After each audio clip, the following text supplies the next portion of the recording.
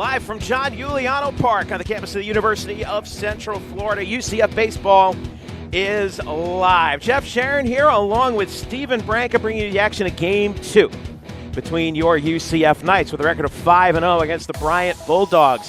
Last night it was game number 1 between these two squads. UCF trailing by 2 heading into the 9th inning, but infield hit, double, couple walks later, and Eddie and Espinal stepped up to the plate, and here's what happened.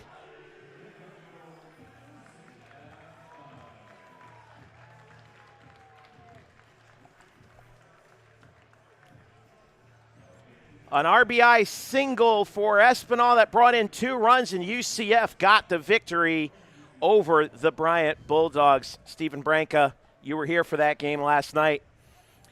They found a way to win, didn't they, in a game that really looked like it wasn't going the Knights' way? Yeah, I mean, the momentum was definitely on the side of Bryant. I mean, they had everything rolling. Great arms out of the pen. They had hitters just competing every pitch of every at-bat, and UCF just found a way to stay in it, and then really break it open in the 9th inning and walk it off there at the end. It was incredible to watch the quality at-bats that they put together to get guys in, get them over, and drive them in there at the end. Eddie on Espinal, a huge clutch base hit to end this ballgame. And Espinal gets the start in the one change in the lineup. We'll go over the lineups for you here in just a little bit as we're about to get started here from John Euliano Park. Starting pitchers for tonight's game for UCF on the Hill, Wiley Hartley making his 2nd start of the year. The former quarterback at Campbell University in his 2nd season at UCF as a pitcher. 1 start, went 4, gave up no runs, struck out 7. He's 1-0, went 5 innings, gave up 3 hits, no runs, walked 3, struck out 5, and opponents are hitting 176 against him. Start number 2 for Wiley tonight. Yeah, Wiley's been really good the last 2 years. He's been a starter for this UCF team, and he mixes extremely well his off-speed stuff, his secondary stuff with the slider and the changeup that he mixes in. Very good pitches, and the fastball, the location is what's really good for him there. It's not going to blow you away with the velocity. You'll see it in the low 90s, but it's the location and his command that gets him out. On the other side for Bryant, coming in with a record of 1-2, coached, of course, by Ryan Klossman, former assistant here at UCF. He will be starting freshman Michael Belcher, making his 2nd start of the year in his only start so far this season against Davidson last week. He faced the minimum in 4 innings, struck out 7, including the first 6 that he faced. We're about to get underway here for UCF and Bryant. Stepping up to the plate for the Bulldogs, the 2nd baseman, Zach Lyons, against the senior Wiley Hartley. Overcast evening here at John Euliano Park. Not as cold as it was yesterday. And Hartley delivers the first pitch at 6:05 p.m. Eastern Time. It's lifted to left. Out there is Matt Prevesk, fighting off what looked like a few of the air currents out there, but he makes the catch, 1 away. Yeah, that ball is high, and the higher the ball gets up there, it gets caught in those jet streams, moves it all over the place. It was a tough night for outfielders and infielders on pop-ups and fly balls just yesterday. You see the same thing there, but he's able to track it down. Quick look at the lineup for Bryant. Zach Lyons, of course, leading off. Gavin Noriega, first baseman, batting 2nd. Pat D'Amico, 3rd baseman, batting 3rd. Batting cleanup, Brandon Durant, the designated hitter. Center fielder Gavin Greger bats 5th. First pitch swung on and missed by Noriega, 0-1. Justin Hackett, the shortstop, bats 6th. Matt D'Amato bats 7th. He's in left. Right fielder Charlie Saul batting 8th. And catcher Cam Papetti batting 9th. Another fastball right past Kevin Noriega, 0-2. And Hartley with 1 away ahead in the count. Another fastball there. That one had 88. Had a little zip to it. Had a little extra life, it seemed like. The 0-2 from Wiley Hartley. Up high, tried to get him to chase. 1-2. Field for UCF looks like this. Andrew Sundin gets the start behind the plate. Maduro, Jimenez, Calise, and Bodecker across the diamond. And in the outfield, Prevesk, Ross, and Williamson left to right. Strike 3. First strikeout of the game for Wiley Hartley, and down goes Gavin Noriega, 2 down. Elevates with the fastball at 90 miles an hour. The hardest one we've seen from him so far. plus pitch at the top of the zone gets Noriega to foul it right into Sundin's glove for strike 3. And now batting the number 3 hitter, third baseman Pat D'Amico, hitting .417 on the young season. 5 of 12 at the plate with a double and a home run. First pitch from Hartley is lifted deep to left center.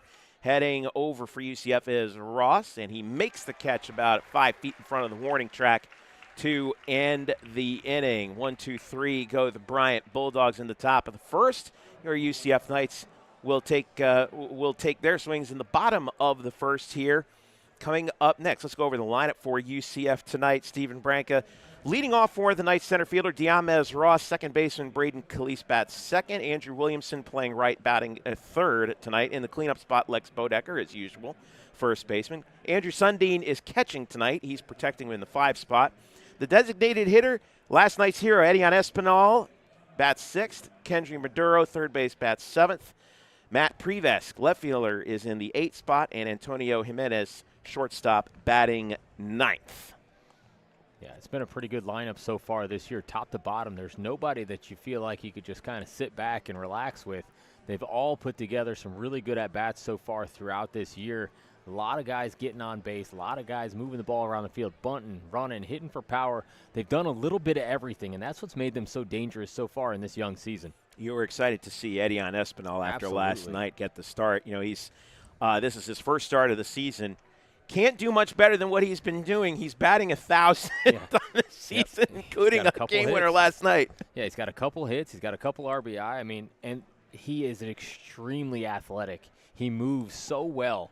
When you look at him, he's got these tree trunk legs, but I'm telling you, he's extremely fast, moves well, fields well, does everything well in this game. He transferred in from Chipola, and he is one of the best transfers to come into the school. But with the lineup the way it's been going, it's hard to fit him in the batting order sometimes. And so I'm glad he's out there tonight, and he's going to get a chance to prove himself even further. Around the diamond for the Bryant Bulldogs tonight, the catcher is Cam Papetti. At first base, it will be Gavin Noriega. Second baseman, Zach Lyons.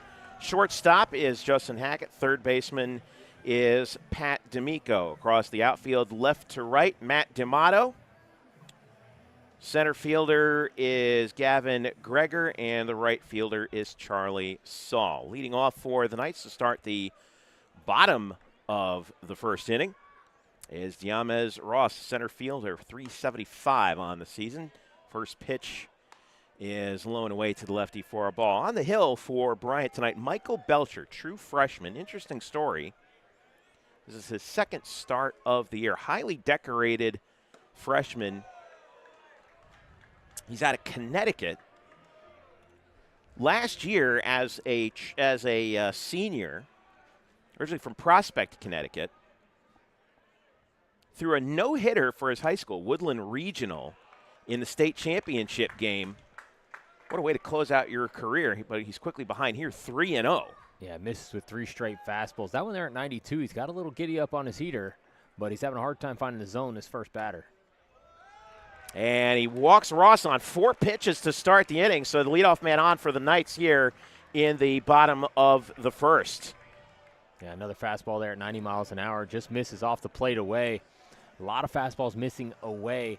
Sometimes that could be alignment in your mechanics, just not getting in line properly. Let's see if we'll see a visit from the pitching coach from Bryant at some point to kind of get him back in a groove if he gets behind on Calise. And here is Braden Calise, who is he's off to a hot start, 10 of 18 on the season, leads the team with 11 runs scored. Ball one again from Michael Belcher. Last week in his debut against Davidson, faced the minimum through a perfect 4 innings in his first college start, struck out the first 6 guys he faced, finished with 7 strikeouts, and he was named the America East Conference's pitcher and newcomer of the week. And got himself a fastball in there for a strike. 1-1 the count now. And that one's in there for a strike, 1-2. Now, all fastballs so far from Belcher ranging from 90 to 92. Pretty good fastball for a freshman. Location has been the issue so far. Nobody out. Ross over at first, has to get back safely. Noriega over at first base for Bryant. Applying the tag. 1 and 2. Runner on first, nobody out. They quickly throw back over and no dice. Umpires for tonight's game, calling the balls and strikes, Kelvin Bultron.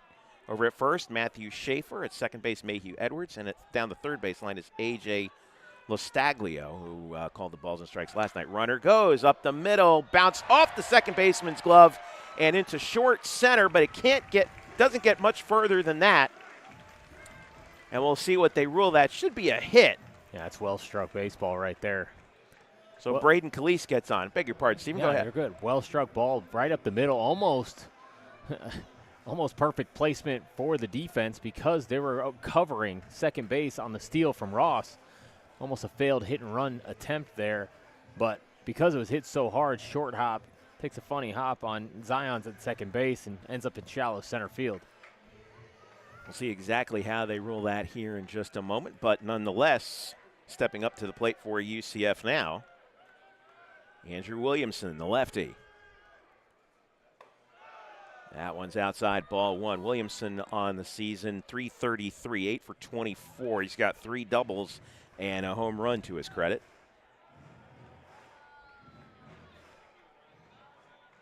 Good speed on the base pass for the Knights. 1-0 the count, first and second, nobody out. And Belcher delivers a strike on the outside half, 1-1. Yeah, paints the corner with a heater there. Took a little something off to get his command down. That one in the upper 80s. 1-1 the count now. Belcher, the righty, kicks and fires, lays down a bunt down the third base line. It's going to roll foul. A little bit of a late attempt there. The bunt for a hit, the win-win, right? If he gets it down for a hit there, he's on base and they got bases loaded. If he gets it down for a sacrifice, he moves runners over in a second and third with less than 2 outs. Gives the guys behind him a chance to drive him in. Yeah, they were seeing that infield back a little bit, especially the third baseman over there, D'Amico. But now with 2 strikes, have to reevaluate. 1-2 to Williamson. He swings and fouls this one back toward us. We'll do it again. Another fastball there at 91. The top of the zone, and Williamson fouls it back.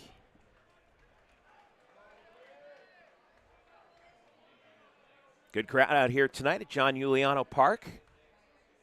A little warmer than it was last night, Steve. We had it was quite chilly as Williamson fouls that one straight back. We'll do it again at 1-2. It was frigid last night with the wind. I'll tell you, it was blowing straight into the booth here, and it felt like a 40-degree air conditioner just blowing right in your face.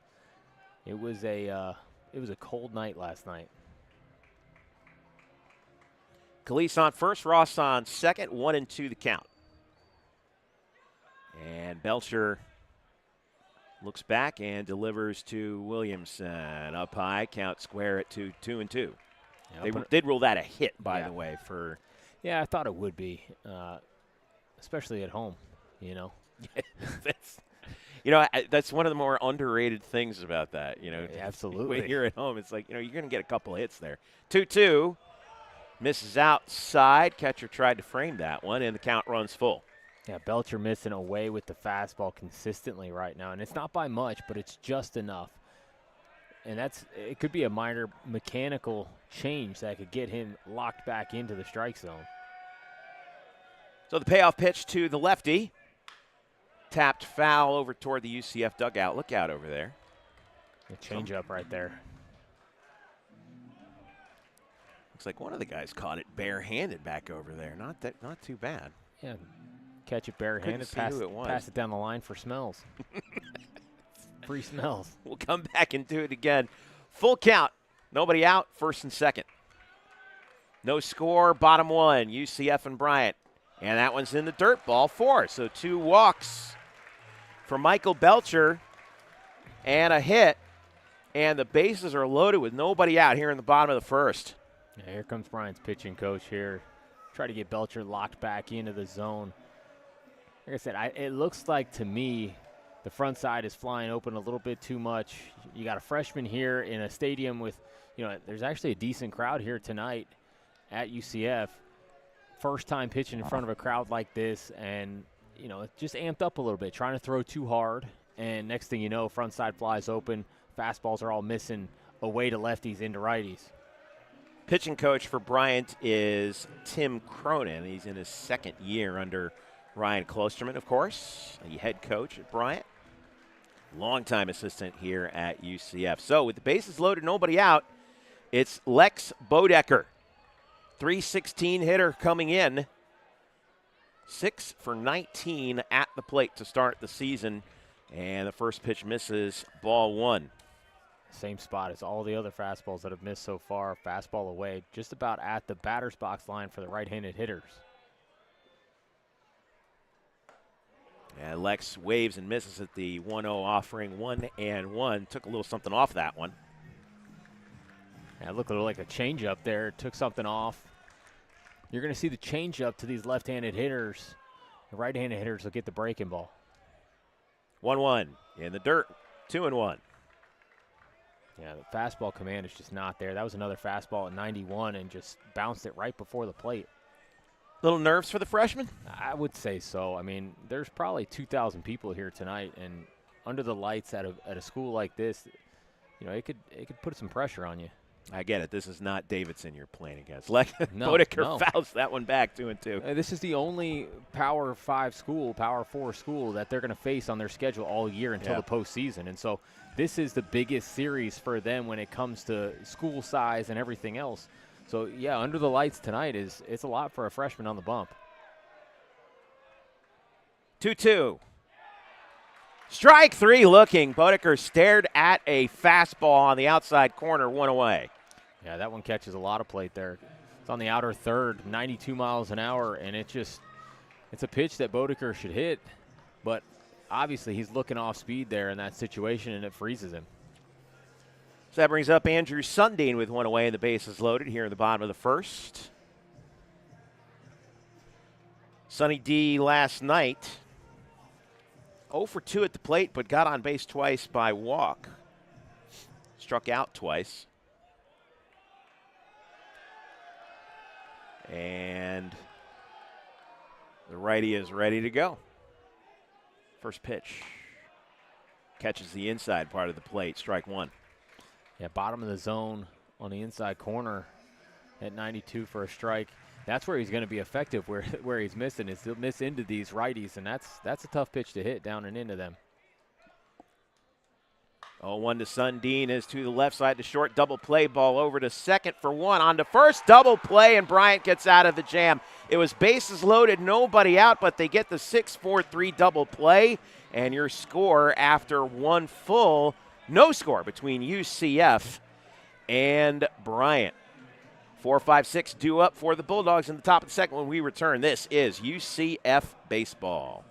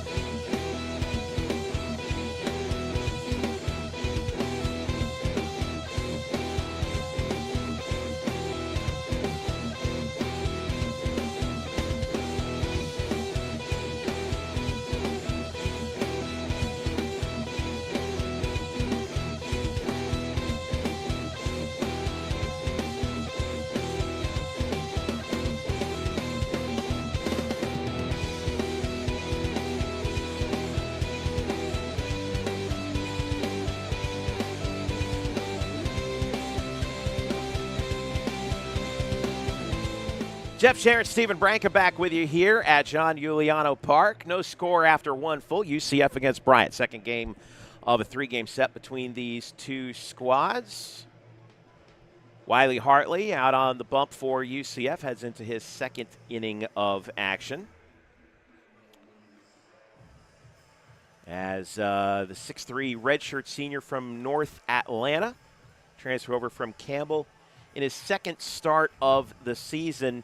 Last year, remember he was injured, Steve, worked his way back into the rotation and became the regular Sunday starter. Even though he finished with a 3-3 record with a 5.13 earned run average, he really came on strong at the end of the year, culminating in that victory over Stetson in the NCAAs in an elimination game. Key victory for UCF in the NCAAs. And they needed guys at that point especially that had experience to be able to pitch and take them deeper into ball games, and he was that perfect guy for that. And when he came back healthy, it was just at the right time. Faced the minimum in the first, and 4, 5, 6 in the lineup for Bryant to start the second. First offering is swung on and missed. Brandon Durand, the catcher for Bryant at the plate. And he takes a strike, 0-2. Another good fastball there. Hartley's locked into the zone right now, and Durand is a tough hitter to face. I mean, he was extremely good last night. I mean, his night last night, he had a pretty solid one. If you look back at his stats, he had a RBI single, a solo homer, another RBI single, and then another single. Couldn't get him out. Yeah, 4 for 4. It was unbelievable. Certainly one of the leaders out there for Ryan Klosterman's Bryant Bulldogs. Here's the 1-2 from Hartley. It's down the left side, and this guy is 5 for 5 against UCF so far. That's a base hit to left. Yeah, it takes a 1-2 pitch and hammers it through the left side of the infield. Was out in front of it a little bit, off speed, looked like the breaking ball, but he keeps the hands back enough to get enough of that and gets it right past Maduro at third base for a base hit to start this inning for Bryant. First hit of the game for Bryant. Both squads with a hit now in the top of the second. Nobody out, runner on first. And stepping up to the plate for Bryant is Gavin Greger, the center fielder. It's off to a rough start. 1 for 11. 091 on the season as Andrew Sundin delivers some signs out to his fielders, and the lefty steps into the batter's box. Greger's only hit on the year is a double. Hartley working out of the stretch, waves and misses at the first one. 0-1 the count.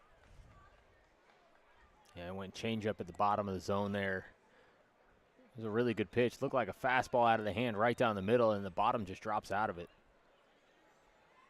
Greger, an all-rookie selection last year in the America East Conference. Here's the 0-1 runner goes, pulls back the bunt. Sundin throw down to second is not in time. Stolen base. Durand is such a good athlete.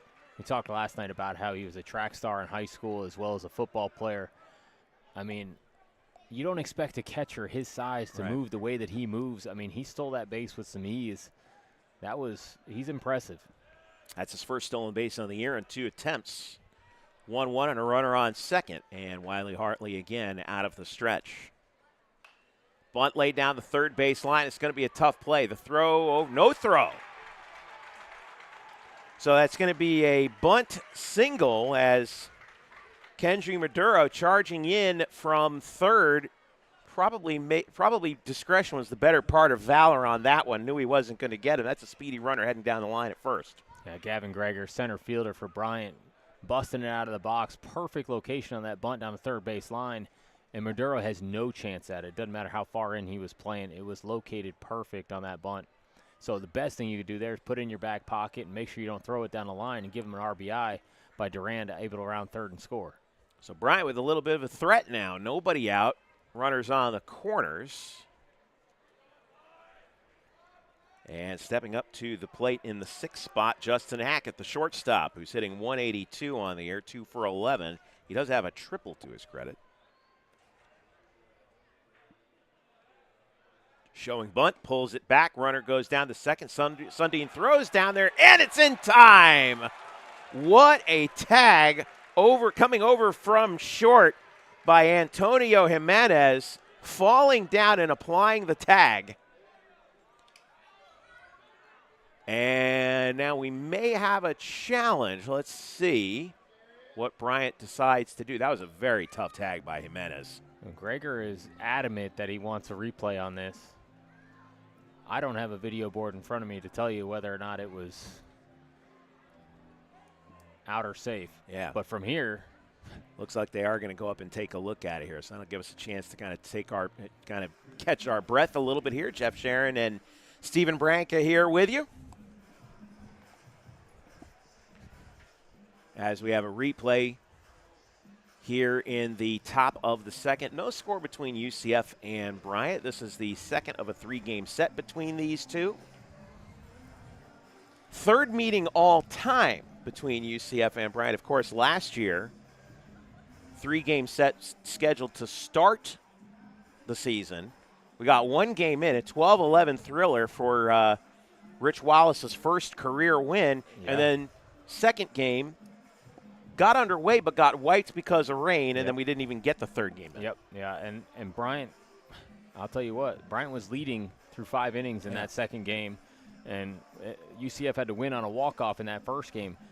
I'll tell you what, this Ryan Klosterman-led team knows how to scratch and claw and stay in ball games and compete, especially against this UCF team. I mean, they have had it to the wire with them every time they've been out to compete so far, and so it's one of these teams that you can't take lightly if you're UCF. Yeah, you can't. And North. And by the way, their on-field performance under Ryan Klosterman has certainly been an example of that. You know, last year they won the American East. This is Ryan Klosterman's 6th year at Bryant. Let's see what the call is. As the umpire, it's always a little awkward, and they do confirm that he is out. So. Caught stealing up at second. Yeah, the ball beat him by a lot. Now, whether or not the slide was able to get a hand in there, it looked like he got tagged on the shoulder area, but the ball beat him by a lot. I think it was worth certainly taking a look at that one, because I think it would have been a question of, did the tag get there, like you were saying, in time? So the situation now stands 1 out and a runner on third here in the top of the second. And at the plate, Hackett, the shortstop for Bryant. And he takes a strike. 1-1. 1 out. Good fastball there at 89 on the corner for strike 1.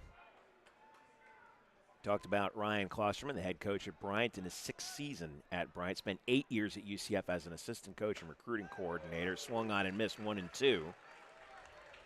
Change up there from Hartley.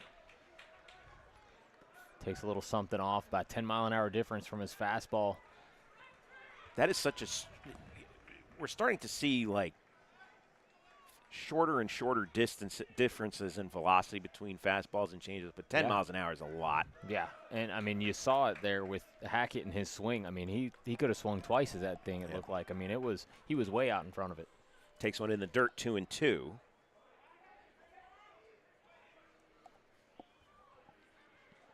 One out, runner on first is Durand, who got on via a single. And the 2-2 is lifted to center. Going back for it, Giamez Ross. Now he comes in, makes the catch. Tagging from third and heading in is Durand. He scores easily, and Bryant strikes first blood with 2 out here in the top of the second. 1-0 Bulldogs. And that's a great at-bat by Justin Hackett right there. He knows what he has to do. Runner on third base, less than 2 outs. So he just hits a fly ball to center field, takes the sac fly, and gives the Bryant Bulldogs an early lead. So the base is clear now with 2 out. And stepping up to the plate, the left fielder, Matt D'Amato. Senior, hitting .222, 2 for 9 on the year, lefty. Against the righty Wiley Hartley, who kicks and deals. Swung on and missed, strike 1. Yeah, it looked like it was a slider there, first pitch. Way off the plate. Yeah, D'Amato went chasing badly on that one. He's got 2 singles on the year. He's also walked twice. The 0-1. Threw it by him, 0-2. And he went slider away, and then goes fastball under the hands. Now he's got him 0-2. Got him right where he wants him. Probably elevate fastball here if I were him. Infield back, and here's the 0-2 from Wiley Hartley. Dealing out of the wind and the pitch. Threw it by him once again. Strike three. K on 3 pitches for Wiley Hartley to end the top of the second. But Bryant strikes first. They manufacture a run on a sacrifice fly. And your score after 1.5 is Bryant 1, UCF nothing. This is UCF Baseball.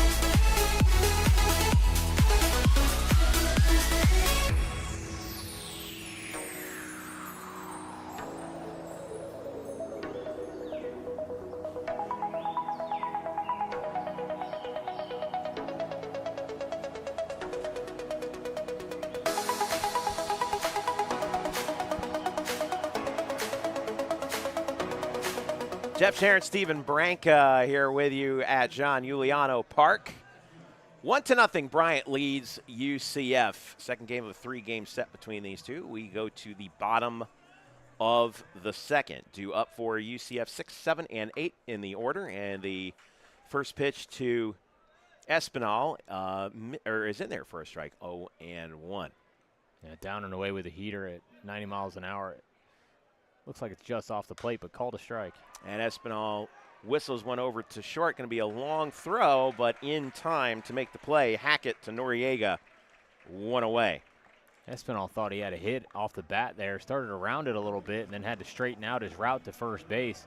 But a good play by Hackett, backhands it and fires a strike to first base for the first out. Edion didn't even give me a chance to talk about the fact that he had the game-winning hit last night and the 3-run comeback in the bottom of the ninth. So we'll have to talk about more about that later. Got a little antsy. His first starter here with UCF, he got a little antsy. First pitch to Kendry Maduro. It misses ball 1. 1 away here in the bottom of the second. Maduro 368 on the year, 7 of 19. Takes ball 2. It looks like Michael Belcher, the pitcher for Bryant, young freshman, working a little bit more quickly this half of the inning. Better tempo. Still missing into these righties. Maduro on the inside part of the box. He grounds it over to short. The throw across is in time, 2 down. So 2 ground outs to short.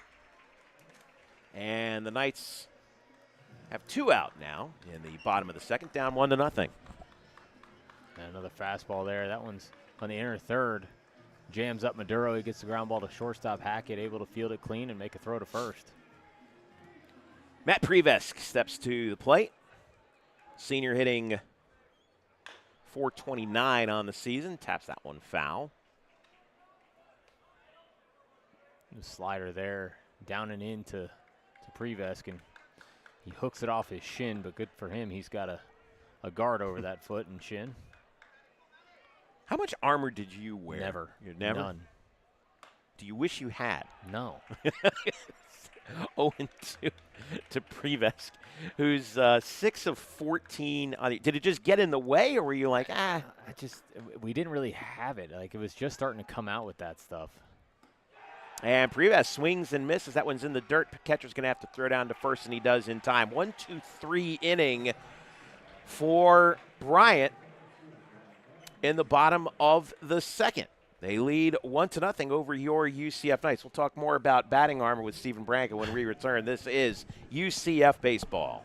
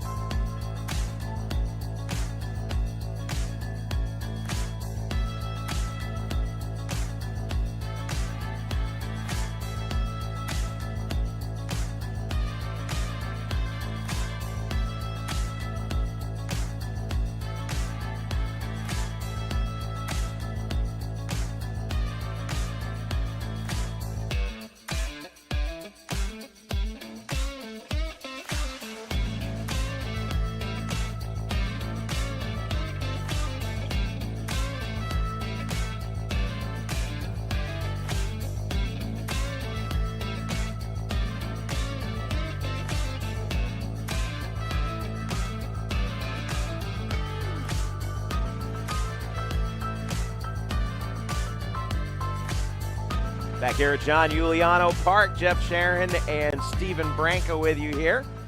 We go to the top of the third. 1-0 Bulldogs with the lead. Wiley Hartley on the hill for UCF, facing 8-9-1 in the Bryant lineup. And leading off for the Bulldogs, Charlie Saul, the right fielder. And he whistles the first pitch down the line and left foul. Yeah, fouled that thing way down the line. I mean, hooked a 90-mile-an-hour fastball. Way foul. Got around on that one, too. Saul, a 100 hitter, 1 for 10 on the season. He has scored a run, but he struck out 5 times. The 0-1 from Hartley. And that one's hit in the air toward left, and it will drop in front of Matt Prevesk. Looked like he might have had a little bit of trouble with that one, Steve, so leadoff single. Yeah, just kind of good location. Really, it was a tough spot to get to that ball. It was hard to tell how far it was going to go, so he kind of took a different angle to it, but drops in front of him there. And that puts us to the number 9 hitter in the lineup, Cam Papetti, the freshman catcher, who is 0 for 3 on the season with 2 strikeouts. It's Jimmy Buffett night here at John Euliano Park, hence the lays. Yeah, you got a lay. I didn't get one of those. You didn't get one from Lexi? No. Okay. I wasn't here for that. All right, we're going to have to rectify that here in a little bit. First pitch from Hartley out of the stretch. Third baseman's in there showing a bunt. It goes right back to Hartley. Thinks about second, but then goes to first. One away, but the runner moves over. Yeah, bunt right back to the pitcher. And I think he would have had him at second base if he fired it, but goes for the safe play at first. Takes again, the out. Discretion's the better part of valor once again on that one.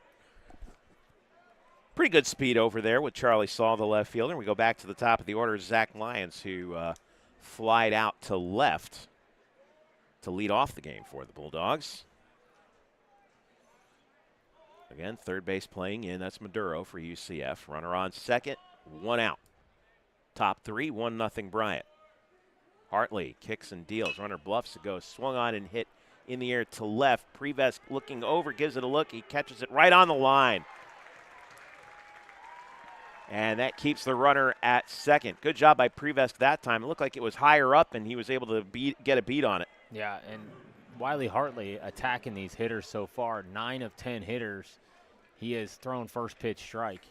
And so that's what's been keeping these Bryant hitters, at bay so far, is he's just pounding the zone early especially. But Prevesk does a great job to find that ball and make a catch. Gavin Noriega up now with a man on second and 2 out. Noriega struck out his first time back in the first. Hartley looks back at second, and the righty deals. Swung on and missed. 92 on the gun on that one. Yeah, 92 miles an hour, right on the corner. Well-executed fastball to lead off this at-bat. That is now 10 of 11 hitters, first pitch strike.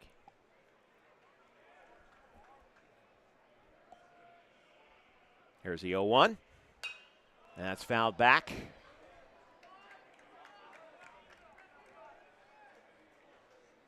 So come back to an 0-2, Steve. Yeah, 0-2, they'd like to go fastball up in the zone. Dangerous hitter in Noriega, though.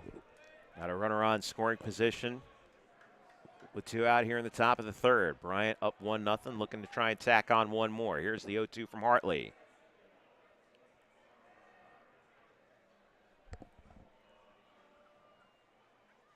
Pitch fouled back again over the press box here. Yeah, he tries to go to the fastball. 93 on this one. Best one we've seen velocity-wise from Hartley so far. Noriega able to get the barrel around and foul that ball off.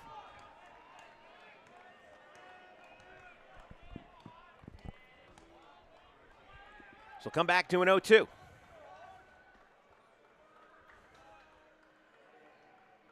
Infield back this time. And that one misses up high. Wasted that one. Yeah, fastball up again. They'd like to go fastball up with 2 strikes, and he does it there again. Noriega, because it was up and in, didn't give it chase or even look at it. Just got out of the way of it.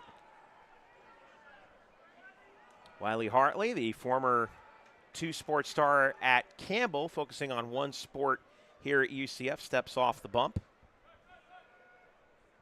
When he was the starting quarterback at Campbell, he told me, they were 3-3 in the 6 games that he started back in 2021, including that 6-touchdown performance against Presbyterian. The other starters, 0-6. This one is hit sharply toward first and tossing over to Hartley to make the play. Good job by Lex Bodecker over at first, and that ends the inning. Still 1-0 Bryant with the lead over UCF as we head to the bottom of the third. This is UCF Baseball.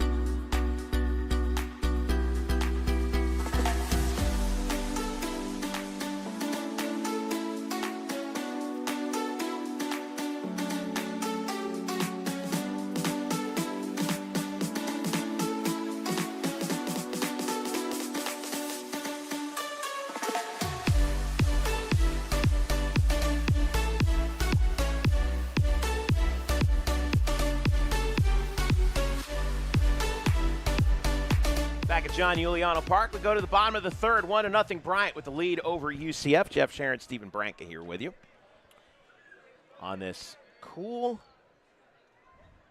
Saturday evening. Second of 3 between these two squads. 9-1-2 due up for UCF here in the third. And on the first pitch, Antonio Jimenez takes for ball 1. And he fouls off the 1-0, trickles it into the UCF dugout. Antonio, the sophomore, making his 6th start of the year, 235 hitter so far, 4 for 17. He's got 6 runs batted in at the bottom of the order. He's also walked 4 times. Good production out of your number 9 hitter, 1-1. That one just misses. 3 off-speed pitches in this at-bat to Jimenez so far. Hasn't seen a fastball yet. And Michael Belcher, the pitcher for Bryant, must have gotten the memo on the fastball missing in. And Jimenez laces this one to deep left center field, and it is gone! Solo home run for Antonio Jimenez. That's his first home run of the season, and UCF has tied the game at 1. Man, he gets the fastball, and this one is right where he likes it because it's a nuclear missile out of the ballpark. He hammers this thing 390 feet in the left center gap, well out of the ballpark, and it got out of here in a hurry.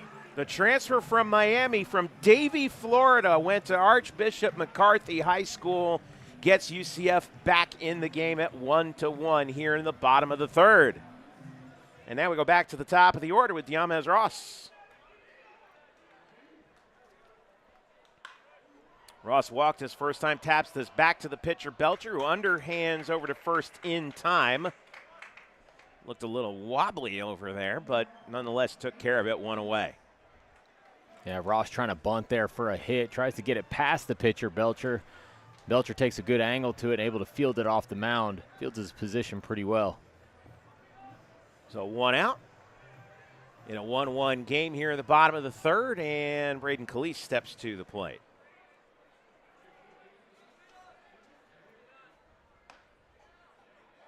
A home run for Jimenez is his 3rd for his career. He hit 2 homers as a member of the University of Miami, 0-1 to Calise.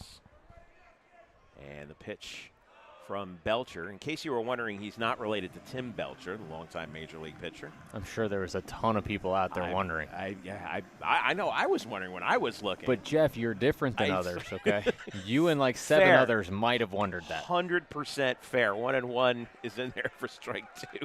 1-2. There are not many people that even have heard the name Tim Belcher before. I have, but you're one of a few that would have put those together. Khalees fouls this one off down the right field line and into the berm. We'll come back and do the 1-2 again. Braden last year, 312, 378, 396 slashes, 2 homers, 7 doubles. 1-2, back up the middle. Nice backhand over at second. The throw in time. Give credit to Lyons, the second baseman. That was a really tough hop, and he took care of it, 2 down. Zach Zions right there was unbelievable on that backhand. Snares that ball and fires to first base for the second out of this inning. Not an easy play and not an easy runner to throw out at first. A lot of pressure on him, but he makes that play.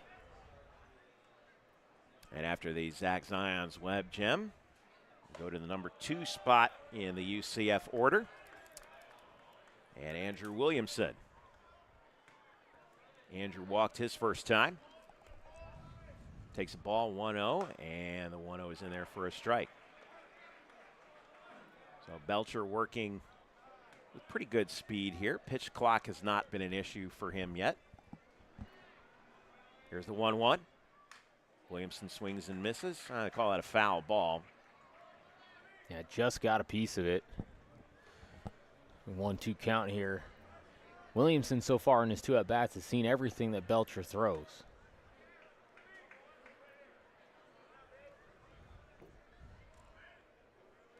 No one on, 2 out. Bottom 3, 1-1 game, and Williamson swings and misses at that one low and away, and that ends the inning. So the strikeout for Belcher is his 3rd of the game, and your score is now tied at 1 after the solo home run by Antonio Jimenez to tie this thing up at 1. We go to the 4th. UCF and Bryant all square.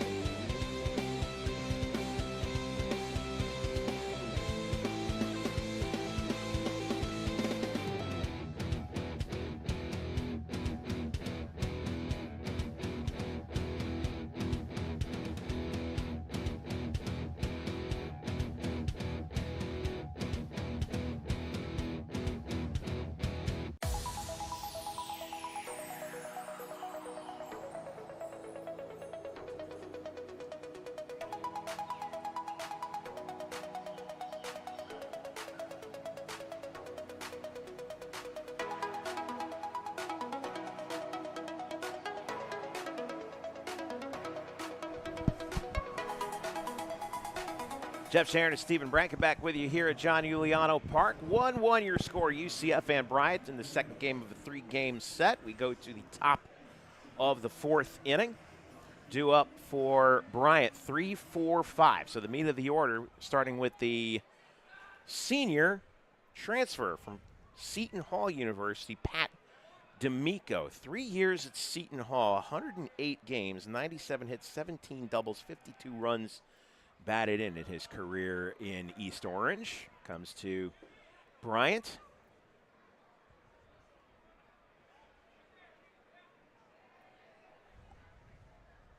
First pitch from Wiley Hartley in his 4th inning of work, misses ball 1, and Wiley will wind and deal. Check swing didn't go, and it's ball 2. It looked like the slider there ended up down and away from the right-handed hitter. D'Amico last year, or rather in 2023, I beg your pardon, 284, 4 homers, 29 runs batted in. This one's grounded over to third, fielding and firing as Maduro one away. Maduro's been so good over there at third base. Gotten a ton of praise. Top 100 third baseman in college baseball this year. Plays a very good third base. Brandon Duran now steps to the plate. Still is yet to be retired by a UCF pitcher. 5 for 5 so far in this series. 1 of 1, and with a hit and a run scored so far tonight. That's the only Bryant run so far. First pitch from Wiley Hartley, misses ball 1.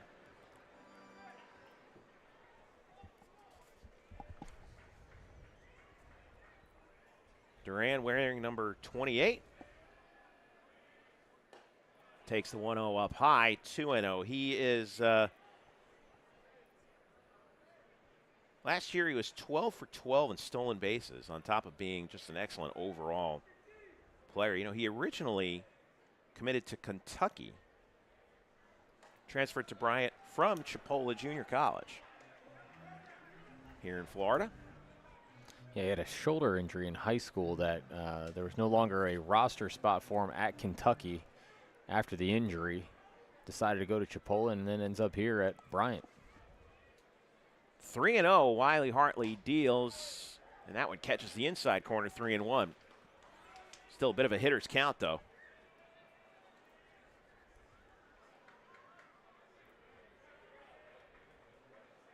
Durant originally from Somerset, Massachusetts.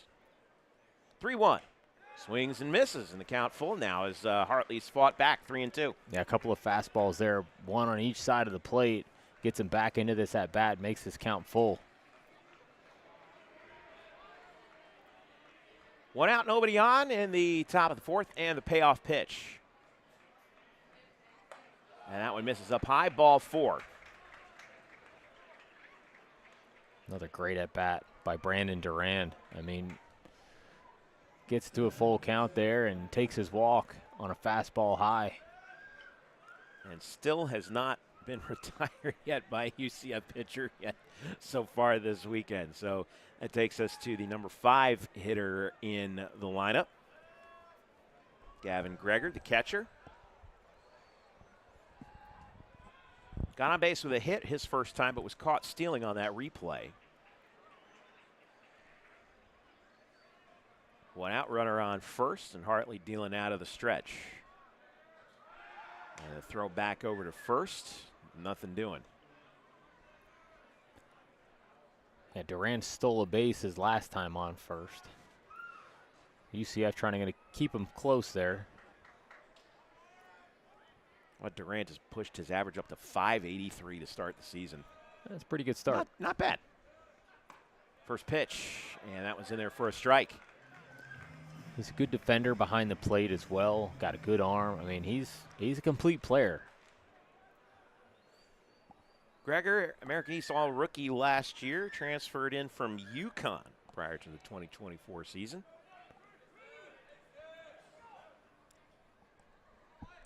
Oh, 1. Runner leads. That one low, and Greger went chasing at that one, 0-2. That's a changeup there. After seeing the fastball at 91, he sees a changeup here at 81, and it's just fading away from him. It's like the disappearing act. Once it was there, and then next thing you knew, it wasn't. Runner on first, 1 out, and the 0-2 to Greger. Oh, nope. Wiley's going to throw over there to first, and Bodecker applies the tag.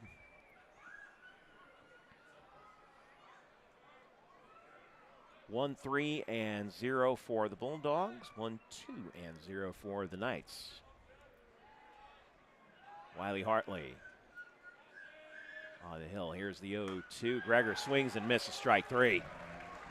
Good pitch. Low and away.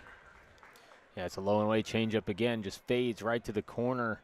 Misses the barrel completely on the swing and a miss for strike 3. A huge strikeout there for the second out of this inning. 3rd K of the game for Wiley Hartley, and that brings up Hackett, the shortstop for Bryant. Justin Hackett, 182 coming into tonight. Got the sacrifice fly that drove in the lone Bryant run so far. 2 outs, runner on first, and this one's hit towards center and just past the shortstop. It's going to go into second, or into center, beg your pardon, for a hit. Runner advances to third, so we have first and third, and 2 out now here on the top of the fourth. And Bryant trying to manufacture something here with 2 outs. Yeah, fastball up and in at 91 on the hands. And it's just fought off there by Hackett. Enough of it just out of the reach of a diving Antonio Jimenez up the middle for a base hit. Yeah, valiant attempt on that. It looked like that was just, it looked like it was going to hang up in the air just enough that he might have a shot at it. Yeah, it only came off the bat at 73 miles an hour. It was just floating its way out into center field on a low liner. He had some time to try to catch up to it and just out of his reach. So Durand on third, and now at the plate, D'Amato for Bryant. Matt D'Amato, the third baseman, fouls the first one back 0-1. He struck out his first time. Gets himself a fastball at the top of the zone there, fouls it straight back for the first strike of this inning, or first strike of this at bat, excuse me. D'Amato last night 0 for 4 at the plate. Did score a run. Runners going from first, and they got him in a rundown. Oh, that play is on. They come home, and he is out. Boy, that was easy. Looked like they had a set play going on, Bryant did, to try and draw the throw to second. It worked, but the throw down to Sundin, he applies the tag in plenty of time to get Durand to end the inning. So we remain tied at 1 here in the as we go to the bottom of the fourth. UCF with only 2 hits on the night, trying to get something going a little bit against the Bryant Bulldogs, but they stifle the threat there as we head to the bottom of the fourth. Tied at 1.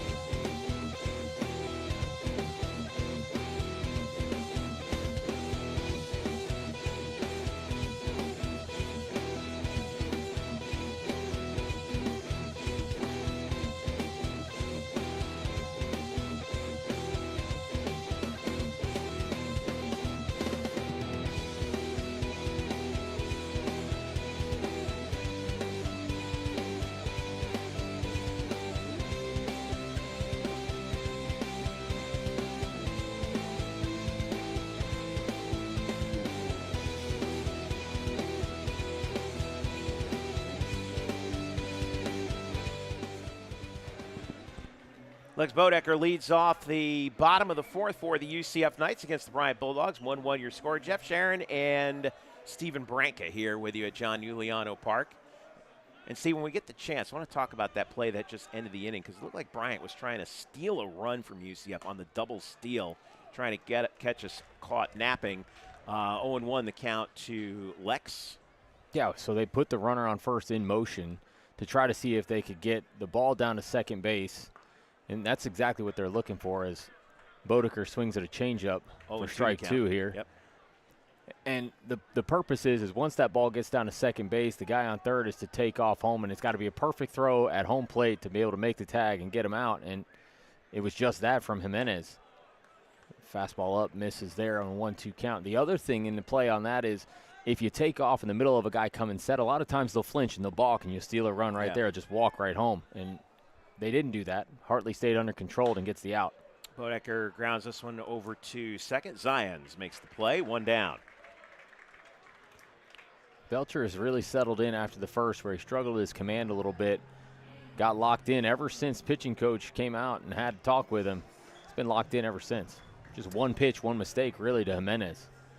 He faces Andrew Sundin here next. Sunny D is 0 for 1 at the plate tonight. Yeah, it seems Pretty interesting contrast as Belcher's been working much more quickly. Meanwhile, it looks like Wiley Hartley kind of slowed down a little bit as the game's gone on. A good observation. I mean, tempo is key on the mound.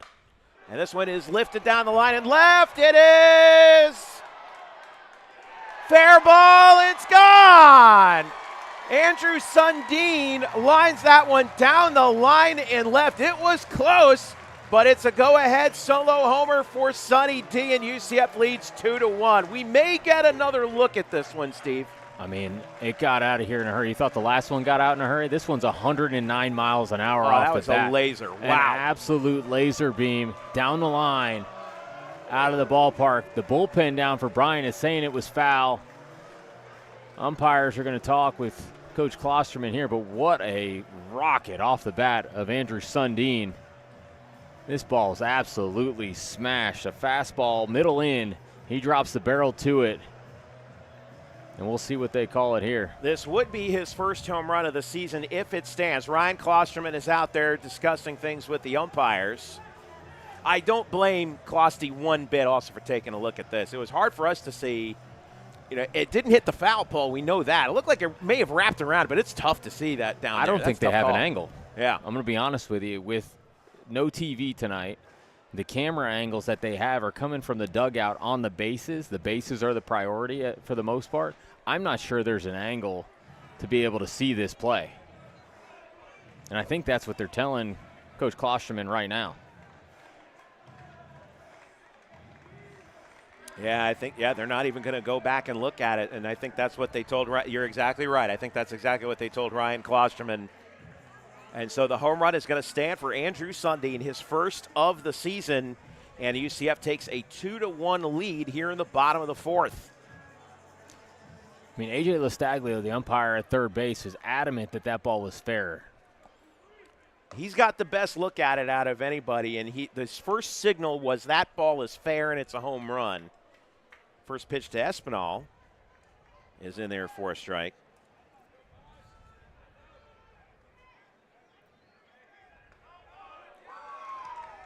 And that one misses ball 1-1-1. Espinal, the hero last night, the 2-run single in the bottom of the ninth to cap off that 3-run inning for UCF and to get the victory. As the first walk-off hit for the Knights since last March 1st against USF. 1-2 to Espinal. Leans in and takes that one 2-2. Interesting for Bryant, last year they were good when they got the lead. They were 26-0 when they led after 6. This year they're 1-2. Wow. One loss to Davidson and, of course, last night to UCF. Espinal releases this one past shortstop for a base hit. So 2 straight hits for UCF with 1 out here in the bottom of the fourth. That looked like a replay of last night, the ball that he hit. Got in on the hands a little bit, but he gets the barrel to it, and he's so strong he just fights it over the shortstop's head for a base hit here with 1 out. And that'll bring up Kendry Maduro.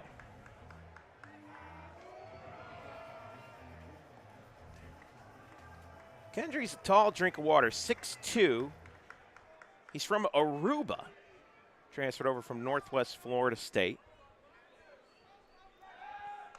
Throw back over to first, not in time.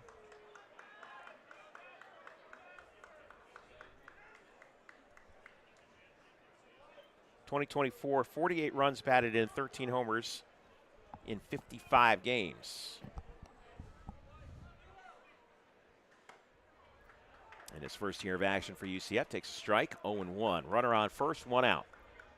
A breaking ball there, laid in for a strike to Maduro. Maduro grounded to short his first time. 0-1. And he takes that one. High strike, 0-2. It looked like a cutter that he's mixing in. The pitch that we've seen in the mid to mid-80s, I'd say, has been a cutter, and that one's well located. Here's the 0-2 from Belcher. Tried to frame that one. No dice, 1-2. Yeah, fastball away. Papetti tries to bring it back. Eddie Espinal on first for UCF. In a 2-1 game, they tried to swipe tag him there over at first this time. Nothing doing. We're in the bottom of the fourth. UCF with a pair of solo home runs. Bryant manufactured their only run, 2-1 your score. Jeff Sharon, Stephen Branca, who tried to extend the lead right there on was Espinal, and he got back just in time. Yeah. Cat and mouse game going on right now. Well, you got quick feet on the mound from Belcher. He's got a good pickoff move. Got a short arm action and quick feet, and it's a bad recipe for runners taking too far of a lead. That is a really good pickoff move, especially for a righty. Here's the 1-2. Maduro swings and misses. It's in the dirt, and that'll be strike 3. It looked like a cutter down and away, and he just kind of waves at it. That's 4 Ks for Michael Belcher on the night. And they've all come from getting these UCF hitters to swing at pitches out of the zone. Nothing has really been in the zone. He's gotten all chase from them. Yep. Matt Preves, the lefty, steps to the plate. He chased one his first time, struck out. He swings at the first pitch here and pops it up toward left. Going out as the shortstop, coming in as the left fielder. Tough play, and D'Amato makes the play to end the inning. But the Knights get a solo home run from Andrew Sundin to take a 2-1 lead over the Bryant Bulldogs. We played 4 full here at John Euliano Park. This is UCF Baseball.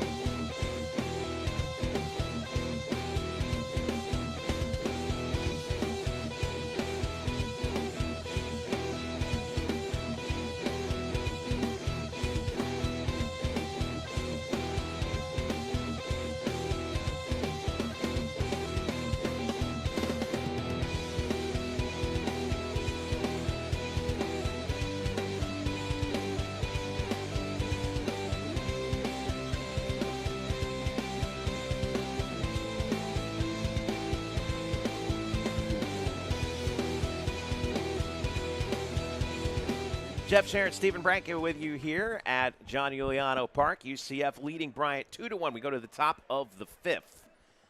Wiley Hartley out there for his 5th frame of work. And first delivery is swung on and missed, strike 1. 7, 8, 9 due up in the lineup for Bryant. And that one's fouled back. Matt D'Amato, the third baseman, struck out his first time. Breaking ball first pitch, change up next pitch. He's got D'Amato way out in front on that one. Q shots it into their dugout. Nobody out, nobody on, and the 0-2 from Wiley Hartley. And this is popped foul wide of third. We were just talking about Andrew Sundin's home run during the break. Yeah. Which was an absolute laser shot. That's one of the hardest hit balls I've ever seen in this ballpark. Yeah. Oh, yeah. In terms of a liner, that was Giancarlo Stanton-esque. I mean, it was 109 miles an hour off the bat. I mean, that, I don't know if you know, but that's pretty fast. Oof. Talk about adding force to the mass times acceleration on that one, as that one's fouled off. Definitely a math equation somewhere. Oh, my goodness. In physics, you know, all that. The hardest hit ball I have ever seen wasn't, in this park at least, wasn't so much a liner, but it was John Michael Howell put one over the old scoreboard in right. about 15 years ago. Swung on and missed, strike 3. Hartley's got another strikeout, 1 down. Yeah, D'Amato strikes out for the second time in this game, and that's the slider there. A really good pitch. 4 Ks now for Hartley, who is just about to cross the 50 pitch mark. And Charlie Saul, the left fielder, steps up to the plate. Saul singled his first time. 1 out, no one on here in the top of the 5th. And that one swung on and missed. Tied up on a heater under the hands at 89. And Hartley, no, okay, for a second I thought he was working out of the stretch, but he works so quickly. He doesn't really step all that much. That one's waved on and missed, strike 2. Another fastball there under the hands. Saul having a hard time getting to the hard stuff inside. I'd go right back to it again if you can. And the 0-2. Swung on and missed, strike 3. He opts to go to the slider there, a hard slider at 84. Might be a little bit more of a cutter, but in a good location. Starts it on the outside corner, works it off the plate, and gets him to swing and miss for strike 3. 5th strikeout for Wiley Hartley. He's struck out 3 of the last 4 batters. And now the number 9 hitter in the lineup, Cam Papetti.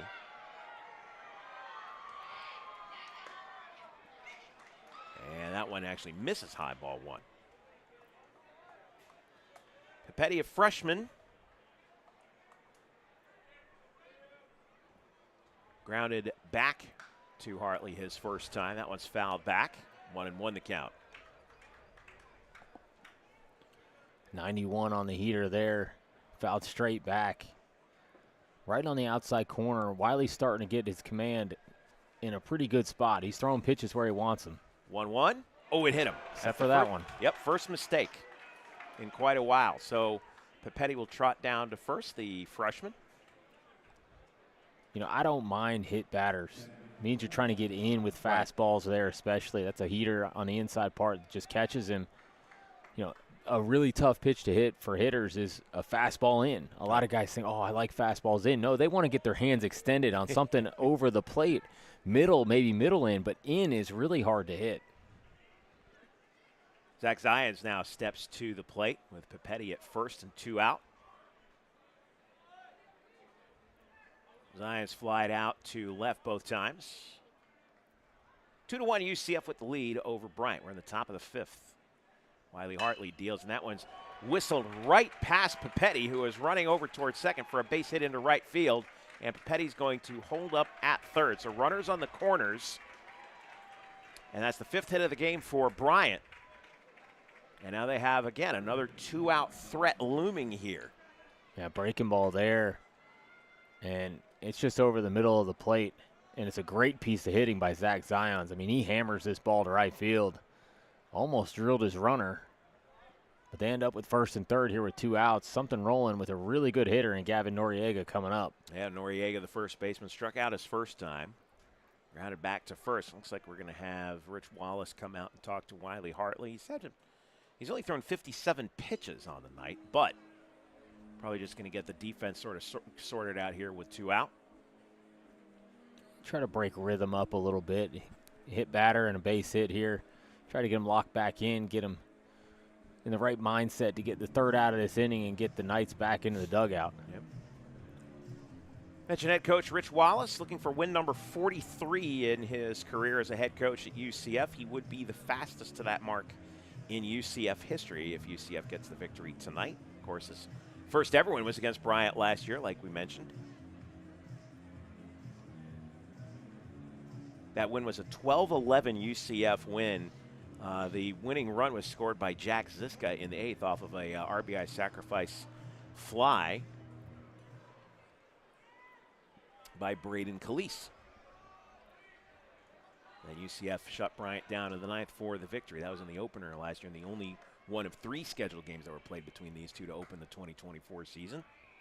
Here we got 2 out in the top of the 5th. 2-1 UCF lead, and Wiley Hartley Deals. That one's tapped right in front of the plate. That's a fair ball. Sundin's going to throw down to first in time. So UCF catches a little bit of a break. Heads up play by Sundin as that ball just died about 4 inches in front of home plate. He throws down to first and ends the inning. We go to the bottom of the fifth. UCF up 2-1 on Bryant here at John Euliano Park. This is UCF Baseball.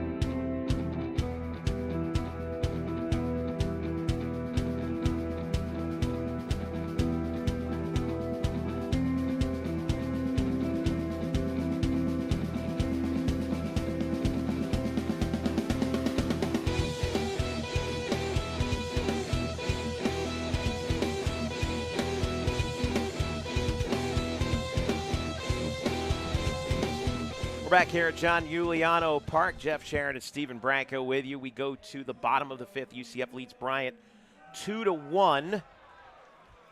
As due up in the UCF batting order, 9-1-2. Antonio Jimenez will lead it off for the Knights. Blasted a solo homer his last time. UCF leading on the strength of 2 line drive solo shots. Antonio got his back in the third. And we have a new pitcher on the hill for Bryant, number 50, Mark Scamardella. And his first delivery, Jimenez shows bunt, pulls it back. And that one misses high, ball 1. Scamardella from Staten Island, New York, 6'1", 205. He's a junior. He's been at Bryant his entire baseball career. And the righty kicks and deals the 1-0. And that one misses 2-0. Yet to throw a strike. Yeah, Scamardella looks like he's got some off-speed stuff he likes to throw early in the count. He pre-grips the changeup. You could see from the mound here, both those pitches at 80 miles an hour. 2-0, and Jimenez fouls that one out of play, right side. Scamardella got the last 3 outs of the American East Championship last year for Bryant as they won the conference title and advanced to the NCAA tournament. They went 0-2 in the Raleigh Regional, got eliminated. Here's the 2-1. And that one's in there for a strike, 83 miles an hour. Looked like a change, right, Steve? With the spin rate of that, yeah, that's a changeup. Triple-digit spin rate tells me the ball's barely spinning. 2-2. And another one, that was on the outside, misses outside, so it would count runs full. Slider there, started on the outside corner and just runs all the way off into the left-handed batter's box.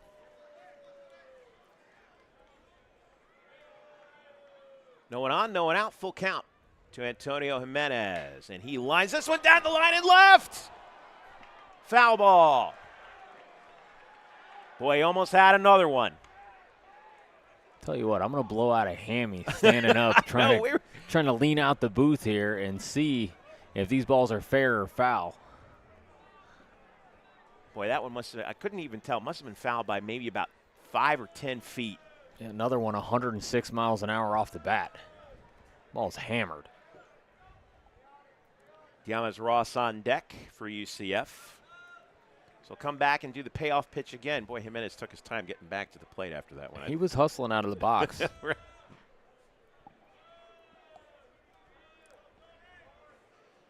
So Scamardella deals. That one misses, ball 4. So Jimenez draws a walk to lead off the bottom of the 5th. And we go back to the top of the order.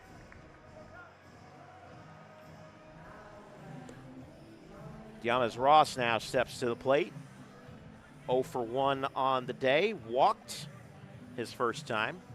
Grounded back to the pitcher his most recent time.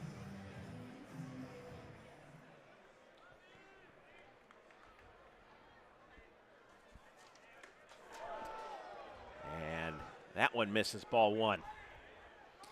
Fastball at the head of Diamez Ross as he squares around a bunt. A little bit of a brush back, and then out comes the pitching coach for Bryant. Ross didn't like it either. He made sure it was known that he was not happy. Think he sent a little bit of a message on that one? No. We'll see what happens next. It does happen. I mean, it's, you know, it's how did you feel as a hitter whenever a pitcher brushed you back?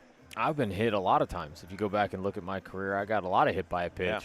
But I mean, it's part of it. If you want to give me first base, I'm just going to take second. You got to have a different attitude about it, right? Yeah. You know, that's Ross's attitude about it. You want to hit me, I'll take second and third because he's got elite speed. You know, if you're going to do that and give me a base, I'm going to make you pay for it. That's, as a hitter, that's got to be your mindset.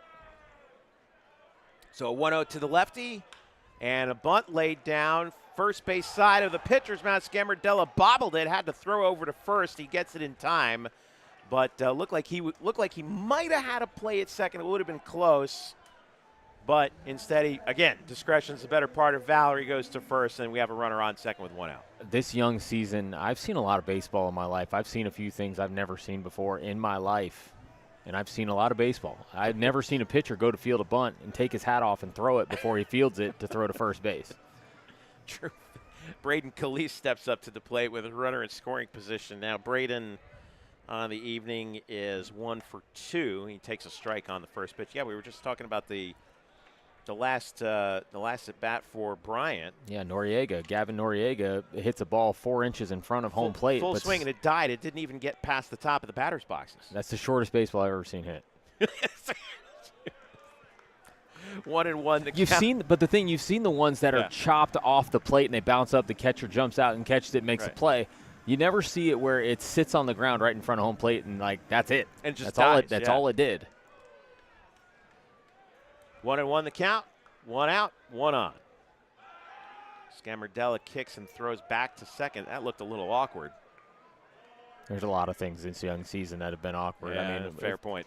Opening weekend against Siena, they had a left fielder who would take his hat off to catch fly balls. We had a play yesterday that there was no call on the field, but there was a replay to make a call. Calise fouls that one back, 1-2. A lot of things, like I said, I've watched a lot of baseball.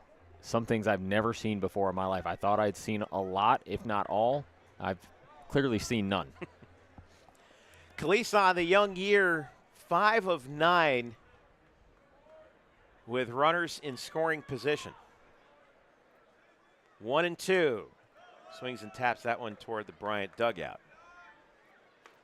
Ryan Klosterman still solid fielder as he was. Elite defender. Absolute elite defender. As he was at Vandy, just as he was as part of the Florida Marlins organization where he reached AAA. 1-2. That one's fouled back. Calise doing a good job of protecting the plate on that one. He's really good with 2 strikes at shortening up and just getting the barrel to the ball, just finding ways to fight off tough pitches, and then eventually what he'll do, you put something in the zone and he'll get just enough of it to get it through the infield. 1-2. Looks at that one, 2-2. Fastball in the left-handed batter's box there. Yeah, Khalees has been a problem, no doubt about it. His OPS this year, he said it's 1290 so far. He swings and misses at that one. Boy, I jinxed him. He's going to have to run down to first. Catcher throws down in time. Jimenez stays at second. I was just about to say that he's got 11 hits and 8 walks on the year, and then that happens, 2 out. And it was a tough pitch. It looks like a split finger or changeup down in the zone. Bottom just drops out of it. He swings over the top of it. That's the first strikeout for Mark Scamardella of Bryant. And now up to the plate, Andrew Williamson, the right fielder. The runner on second. Misses low and away to the lefty. Change up away there, misses. 2 outs in a 2-1 game. UCF with the lead. We're in the bottom of the 5th. Jimenez on second. Pitch from Scamardella. This is tapped towards second. Fielding is Zions. He tosses over lightly to Noriega at first for the 3rd out. UCF unable to push anything across here in the bottom of the 5th. We go to the 6th. 2-1 your score. Knights with the lead over the Bulldogs.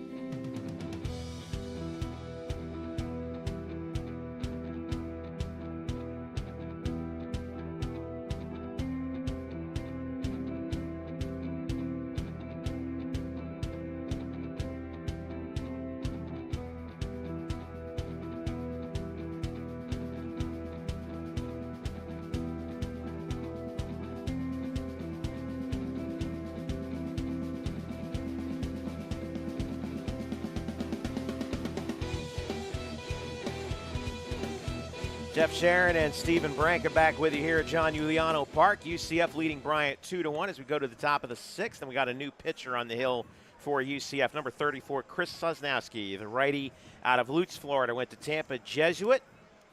6 feet tall, 215 pounds. He's a redshirt junior. Sosnowski on the season has made just 1 appearance. He threw an inning and 2/3, gave up 1 hit, and struck out 1 on the year. Sosnowski's one of the best relievers in the country. I mean, last year he was the cornerstone of this bullpen down the stretch and into the postseason. Rated one of the top relievers in the country. I mean, he's got a disgusting cutter. His fastball will be up in the mid-90s. I mean, he's got some really good stuff. Book is closed on Wiley Hartley through 5 innings, gave up 5 hits, 1 earned run, walked 1, struck out 5. 58 total pitches for Wiley on the evening. Solid outing once again. And Sosnowski to start the top of the 6th.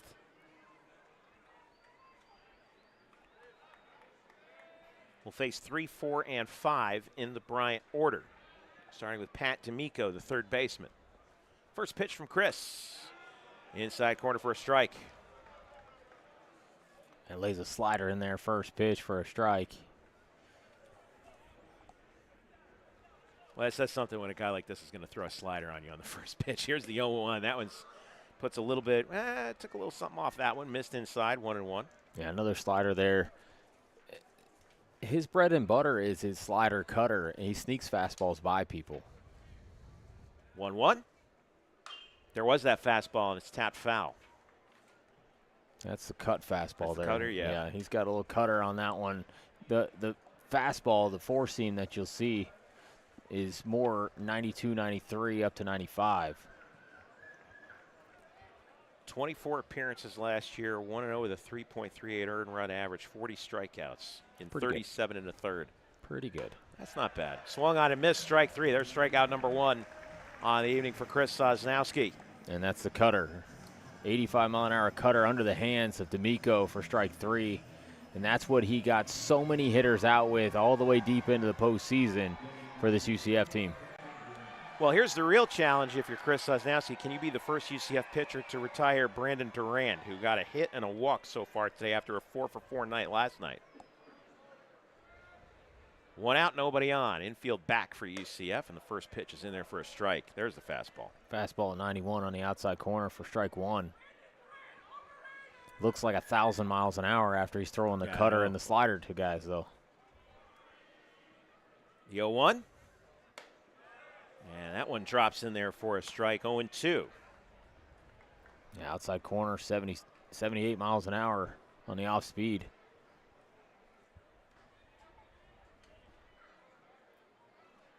17 of his 24 appearances last year resulted in scoreless outings, as that one misses up and in.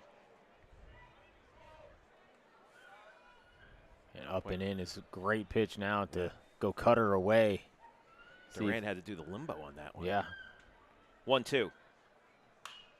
Foul back toward the garage. And there it was. Cutter on the outside corner. Durand able to foul it off straight back to keep his at-bat alive. I mean, it's a well-executed pitch. Chris's lone appearance was on the 16th of the month back against Siena. Struck out 1 and 1 2/3. Here's the 1-2, and this one's tapped toward the third base side of the mound. This is going to be a tough play over at short. Throwing on in time. Good play by Jimenez. It's a great play by Jimenez to come busting through this ball. It's a do-or-die play. He fields it clean and fires a strike to first base on the run to get the very athletic Durand at first base. And he did it. Durand's retired, so 2 out, nobody on. It can be done. It's possible. 2 out, nobody on, and here in the bottom of this, or excuse me, top of the sixth, beg your pardon. Here's Gavin Gregory. Yeah, he swings and misses at the first one. Gregory, the center fielder, 1 for 2 on the night. It's a pretty good breaking ball there by Sosnowski. Boy, you can see how he keys in on just keeping guys off balance. That one's tapped back and quickly ahead, 0-2. Maduro creeping in over a third. He'll lull you to sleep, and then he'll blow a 92-mile-an-hour fastball that looks like 107 because all you've seen is an 85-mile-an-hour cutter or a 77-mile-an-hour breaking ball. It just makes the fastball look that much harder. How rare is it that a guy will start off with a little softer stuff before knocking you out with the heat?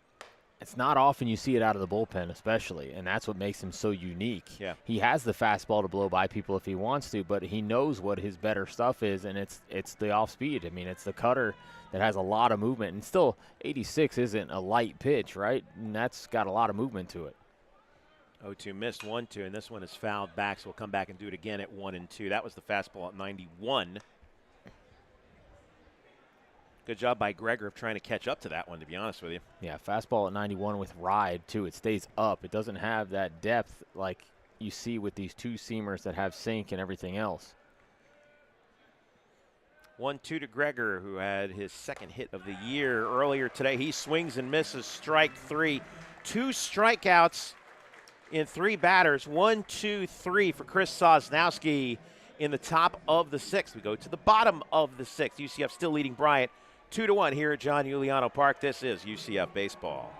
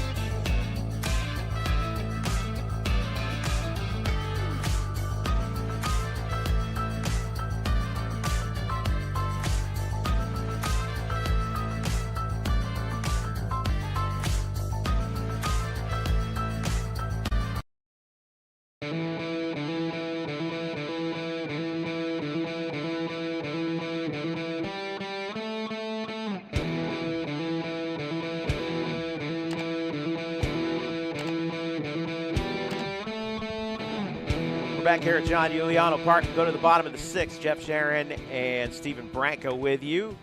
2-1 your score. UCF leading Bryant. 4, 5, and 6 due up for the Knights in the order. Second inning of work for Mark Scamardella, the reliever for Bryant. Scamardella took over for Belcher, the starter, the young freshman for the Bulldogs, who threw 4 innings, gave up 4 hits, 2 runs, both of them earned, walked 2, struck out 4 on 61 pitches, beg your pardon. 40 of them were strikes. First pitch misses ball 1 to Lex Bodecker. Lex is 0 for 2 on the day. That one goes back to the backstop, 2-0. 2 fastballs just out of the zone. Bodecker's got himself a hitter's count here. As a leadoff man, Lex is 3 for 4 this season. 2-0, misses in. Slider misses into him, starts on the inside corner, ends up behind him. Scamardella came into tonight 2 innings pitched in 1 appearance, struck out 3, walked 1. And Lex takes a strike on the inner half, 3-1. Yeah, taken all the way, fastball there, catches the inner third. Bodecker right now updated on the season, 6 for 21 at the plate. He takes that one for ball 4. So Lex Bodecker leads off the bottom of the 6th with a walk. Back-to-back innings with a leadoff walk. Let's see if UCF can capitalize on it this time. And Antonio Jimenez walked to lead off the 6th. Knights couldn't push him across. This is the 4th of 6 innings that UCF has led off with the lead runner getting on base. And Andrew Sundin, who laced a homer his last time, takes a strike on the first pitch. One of the hardest hit balls that we've ever seen here. Absolutely. I second that. I mean, 109 off the bat is... I don't think it got more than 25 feet off the ground. Neither home run did. 0-1, throw over to first, not in time. Sundin on the year coming in actually right now, he's 4 for 12 with 7 runs batted in. Double, that was his first homer of the year. He's 1 away from the top 10 at UCF in home runs. Kiko Vasquez right now at 10th at 29. He's got a pretty good chance of breaking down the list. Well, I would say, especially if he hits it as hard as he did the last time. Holy moly. 1-1. Runner bluffs a go. That one misses inside. It looked like a change up there, misses in. Andrew last year, 6 home runs in 126 at-bats. 2-1. And throw back over to first. He had 16 back in 2023 on a 340 average. Saw his average dip last year from 340 to 278, but this year he's off to a much better start. Played through injury all year last year. And that one misses. 3-1. Big hitters count for Andrew Sundin here. Yeah, and he's known to come undressed in 3-1 and 2-0 hitters counts like this. Likes to take big hacks. 3-1. He pops this one up. This is shallow left center field second baseman actually going back out there. Making the play is Zions. And the runner has to stay at first. 1 down. That thing was launched. Oh, just missed on that one, man. 300 feet high, if anything. I mean, that was skied pretty well. Euliano Espinal steps to the plate. Last night's hero. 1 out and a runner on first. Got to give Zions credit for sticking with that ball. A lot of wind, a lot of height to it. Yeah. He's also fighting off the lights a little bit on that one, too. Espinal takes strike 1. Well, Bryant hasn't been outside a whole lot, so these pop-ups that are way up in the air like that, they haven't seen many of those. They haven't had a whole lot of practice with those. Third baseman is in, and Espinal puts that one right but through the hole between first and second for a hit. Bodecker stops at second. It's first and second, one out for the Knights. Espinal can flat out hit. I mean, he's putting the bat on the ball real well right now. It just line drives through the infield. He reminds you a lot of a Braden Calise type, to where, he's not trying to do too much at the plate. He takes what's given to him. That pitch to him is on the inner third, and he gets the barrel to it and just hits it right through the infield. So Euliano Espinal so far on the season is now 3 for 4 to start off at UCF, and we're going to have a visit to the mound, but that's a heck of a way to start for the junior from Vieira High School. Originally calls Canovanas, Puerto Rico home. And it looks like we are going to have a new pitcher for Bryant with one out here in the bottom of the sixth, and a 2-1 game in favor of UCF. Jeff Sharon and Stephen Branca here with you at John Euliano Park. UCF 5-0 on this young season. Bryant 1-2. Yeah, that will indeed do it for Mark Scamardella after an inning and a third. He gave up 1 hit, walked 2, struck out 1. Through 30 pitches. And we'll see who Ryan Klosterman brings out for the Bulldogs here in the bottom of the sixth, trying to preserve this 1-run deficit. Mentioned this is one of the better non-conference opponents that UCF is going to face this year, Steve, because they won the American East last year under Ryan Klosterman. They're picked to win it again this year. Yeah. And that's totally understandable given, the quality of coaching that Ryan Klosterman has brought here to Bryant, located in Providence, Rhode Island. Ryan spent 8 years at UCF as a recruiting coordinator and assistant coach. And you don't normally see guys who were assistants through 2 different head coaching regimes, but he came here under Terry Rooney. Yep. And stayed on board when Greg Lovelady took over. Yes, he did. For Terry Rooney, which to me says a lot about Klosty and the job that he did at UCF as an assistant. Oh, he's a great assistant. He was a fantastic assistant here at UCF, recruited some really great players, did a really great job. Well liked by everyone in this area. Yep. There was a sad day to see him go, but everybody understood him going to take his first head coaching job. His wife was from the Northeast, and so it made sense for them as a family. And so, it's just it's a perfect fit for him. And UCF's loss was Bryant's gain. Yeah. He's won 24-99-1 so far at Bryant.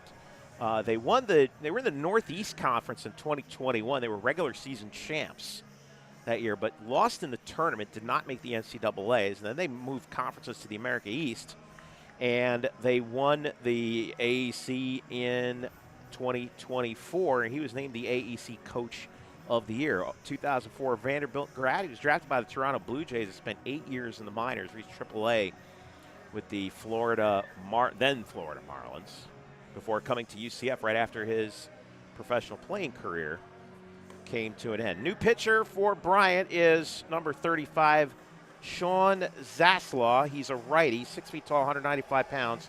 Sophomore from Greer South. No, excuse me. This roster is really small. Weymouth, Massachusetts. Beg your pardon. Went to Weymouth High School.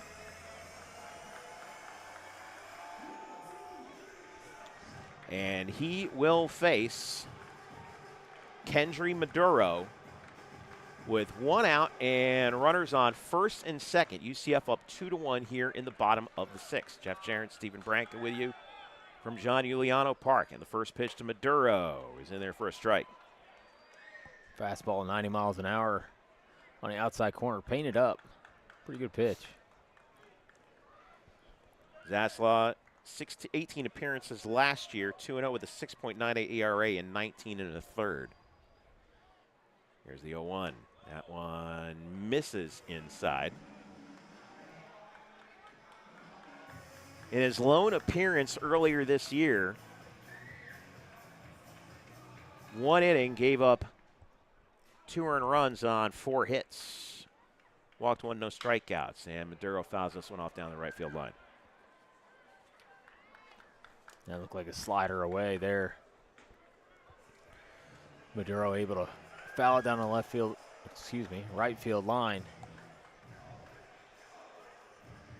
So he's behind in the count, 1-2, 1 out, first and second. Zaslaw, the righty. Out of the stretch, comes home, and Maduro hits this in the air to right. Going back for it at the warning track and making the catch is Saul, but runner's going to advance from second to third. That's Bodecker. So now it's runners on the corners and 2 out. Maduro gave that one a ride, but just didn't quite catch the jet stream. Yeah, he hits it well. It's a fastball up and away. He gets the hands to it and hammers it. 97 miles an hour off the bat, but just not enough. Saul's able to track it down and make a catch. So fly out to right, and that brings up Matt Prevesk. I wouldn't be surprised you see Espinal in motion at some point here during this at-bat. Yeah. Prevesk 375 on the year. 0 for 2 tonight, though. Struck out once. Espinal leads off at first, and Prevesk fouls that one off down the left field side. The breaking ball there, first pitch. With runners on tonight, UCF is 2 for 10. Bryant 3 for 7. Knights are 0 for 4 with 2 out. The 0-1. That one misses in, gets away from the catcher, but nobody can advance. Called it a foul ball, I think. Foul ball, yep. A little partial check swing, but because it was so up and in, catches a little bit of the bat of Matt Prevesk for strike 2. Yep, 0-2. 2 outs, runners on the corners. Knights trying to extend a 2-1 lead.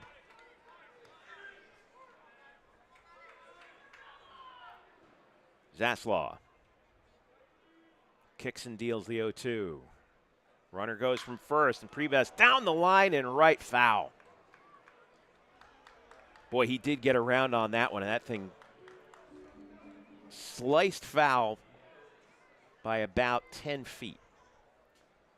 Yeah, 96 miles an hour off the bat. It was a breaking ball, caught it way out in front. Yeah. It was all he could do to keep the bat in the zone enough to try and get something on it. Let's see what he does here with 0-2 once again. Espinal doesn't go this time, and Prevesk lines it to center, but right at Greger. He makes the catch, and that ends the inning. So Bryant is able to stave off the threat to keep it a 2-1 game in favor of your UCF Knights. We go to the top of the 7th. This is UCF Baseball.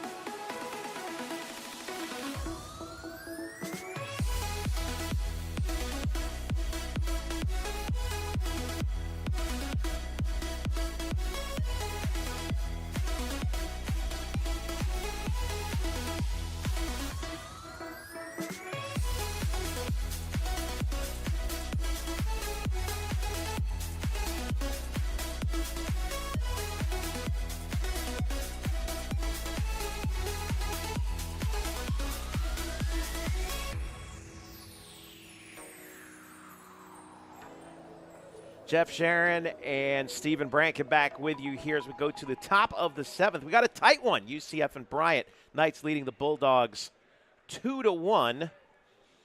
And leading off the top of the 6th for the Bryant Bulldogs is the shortstop Justin Hackett. 1 for 2 on the night. beg your pardon, 1 for 1. He sacrificed and also got a hit. Now he has a second hit of the game on the second pitch from Chris Sosnowski. He laces it into left for a single. That's the 6th Bryant hit. And Hackett has gotten hits his last 2 times up at the plate, and Bryant has the leadoff man on. Yeah, breaking ball catches the middle of the plate, and Hackett's able to get the barrel to it and line it to left for a base hit as the leadoff guy here for Bryant. 79 miles an hour off of that one from Sosnowski, so he must have been sitting on that, yeah, because you see it right there. The exit speed was 106. Yeah, it's hammered off the bat. Showing bunt here is D'Amato, the right fielder, and he fouls that one off. Left fielder, beg your pardon. Matt D'Amato came into tonight 2 for 9 at the plate. He struck out both times.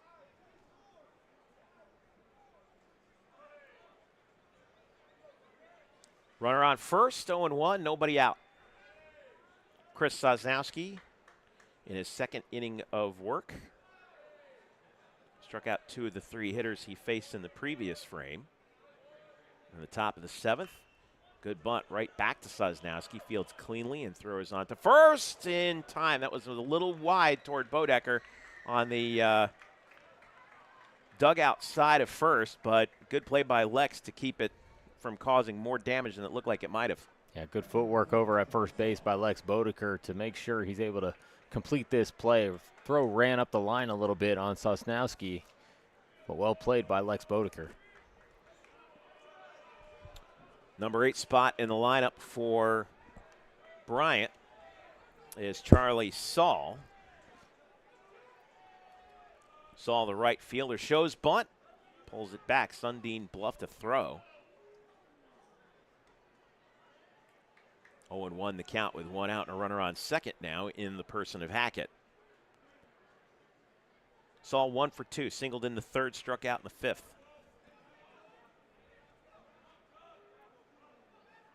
Sosnowski looks and kicks the 0-1. Check swing. Did he go around? No. So says first base umpire Matthew Schaefer.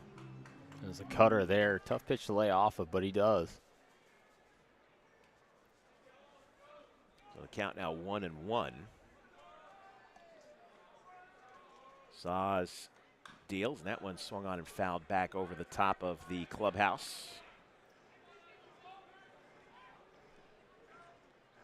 And the count now 1-2. Sosnowski, the redshirt junior from Lutz, Florida, Tampa Jesuit High School graduate. Deals the 1-2. Did he go around? Yes, says the home plate umpire, and that's strike 3 for Sosnowski, his 3rd strikeout. Yeah, that was a breaking ball there. Started on the outer 3rd of the plate, breaks off the plate, and Saul just can't hold up. He saw it out of hand, thought it was going to be a decent pitch to swing at. Check swings for strike 3. Catcher for Bryant Papetti now up. Cam Papetti. Throw back to second. Sosnowski just trying to keep Hackett honest over there. Not really a threat to run. Well, a lot of times it's just to reset, but if they step off these days, it counts as one of their step-offs, I guess, and they're only limited to a couple. 1-0, that one misses. But if you throw it, it doesn't count as one of those. Right. So that's...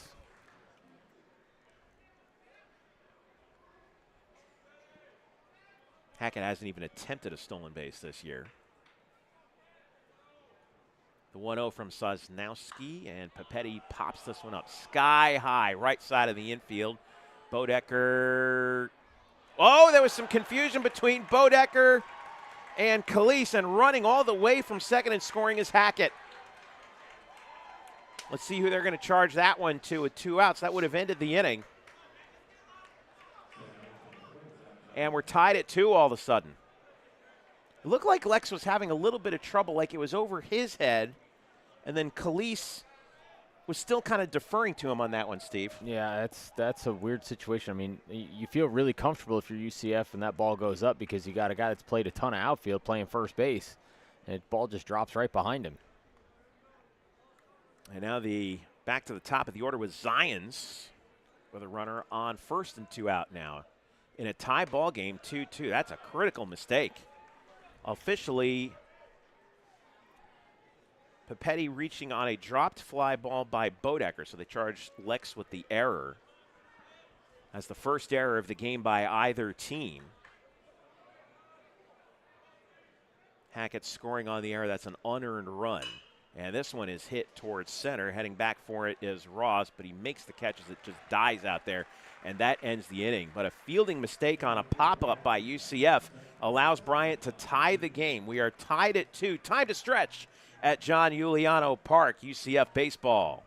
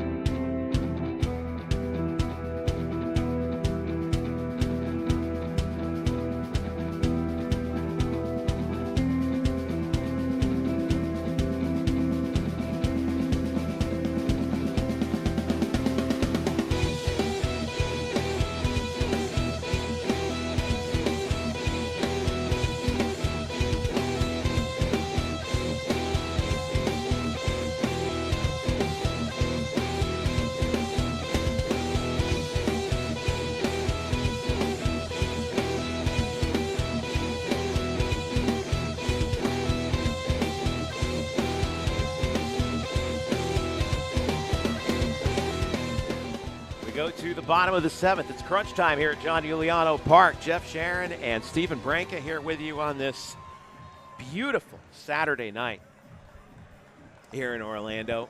And we got a good one here. Tied at 2 between UCF and Bryant. Knights 2 runs are on 2 solo homers. Bryant scored 1 in the 2nd, and they just got the tying run in the 7th on an error by Lex Bodecker, botching a pop fly with 2 out. As we go to the bottom of the 7th, and the defending America East Conference champions trying to steal one here. They gave up 3 in the bottom of the 9th to the Knights last night in the first game of the series, but they're trying to get that one back tonight. So another tight one here between these two squads. First pitch to Jimenez is in there for a strike. Sean Zaslaw, the pitcher for Bryant, in his 2nd inning of work. And Jimenez pops this one up right side. Is it going to get out of play? Yes, it will. Into the first level. Yeah, it looked like cutter and then slider there. Yep.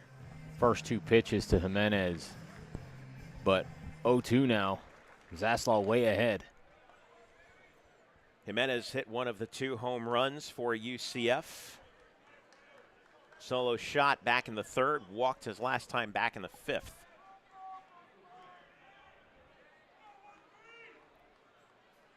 Oh and 2, nobody out, nobody on. Infield playing back. The pitch. This is tapped left side foul.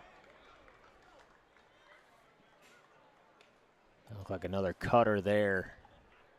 And just fouled toward the third base coaching box. Yep. Sean Zaslaw made his first collegiate start last year, April 30th, against Merrimack for Bryant. As Jimenez fouls the 0-2 back, we'll come back and do it again. Zaslaw really wanted that one. Yeah, he wanted to reach back for a little extra 92-mile-an-hour fastball in the corner, but Jimenez able to spoil it.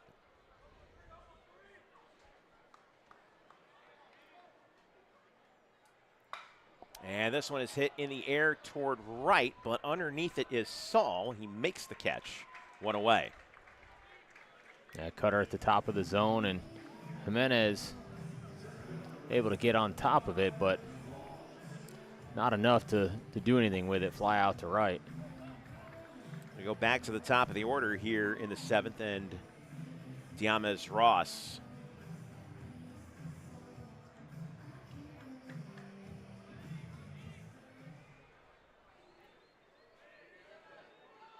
Diamez 0 for 1 today, walked back in the 1st. Sacrifice grounder back in the 5th as last time. That's why he only has 1 plate appearance. Grounded out to the pitcher back in the 3rd. Off to a pretty good start, 847 OPS. His updated stats, hitting .360, .407 on base. A couple of 93-mile-an-hour fastballs here from Zaslaw there. 1-1. Start this at bat off. And the 1-1 is hit down the line and right. Fair ball past the first baseman. Ross is going to have a chance for extra bases. He will hold up at second. And the Knights have a runner in scoring position with 1 out. Yeah, this ball's hammered. He goes to the cutter, and he hits a rocket by Noriega at first base. And with Ross' speed, he's easy standing up into second base with a double with 1 out. And that'll bring up Braden Calise. Braden 1 for 3 tonight. Base hit in the 1st, struck out in the 5th. Grounded out in the 3rd. Ross over at second, good speed. And Calise, the Fort Pierce native, came to UCF from Louisville.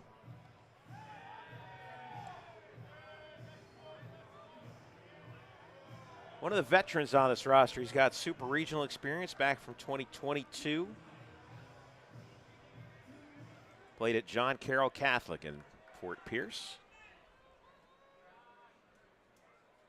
Last year, .312 average, 2 homers, 19 runs batted in. And he takes the first one for a ball. He was the highest hitter in this lineup toward the back end of last year. Yeah. And he started off that way this year so far as well. And now what do we have? It's a ball right there, I think. You got to make eye contact with the hitter. The hitter has to make eye contact with the pitcher. You cannot start until he does.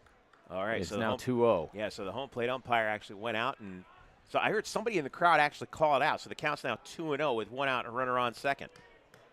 It's part of the new rules also with the clock in play. And Calise hits this one in the air to center.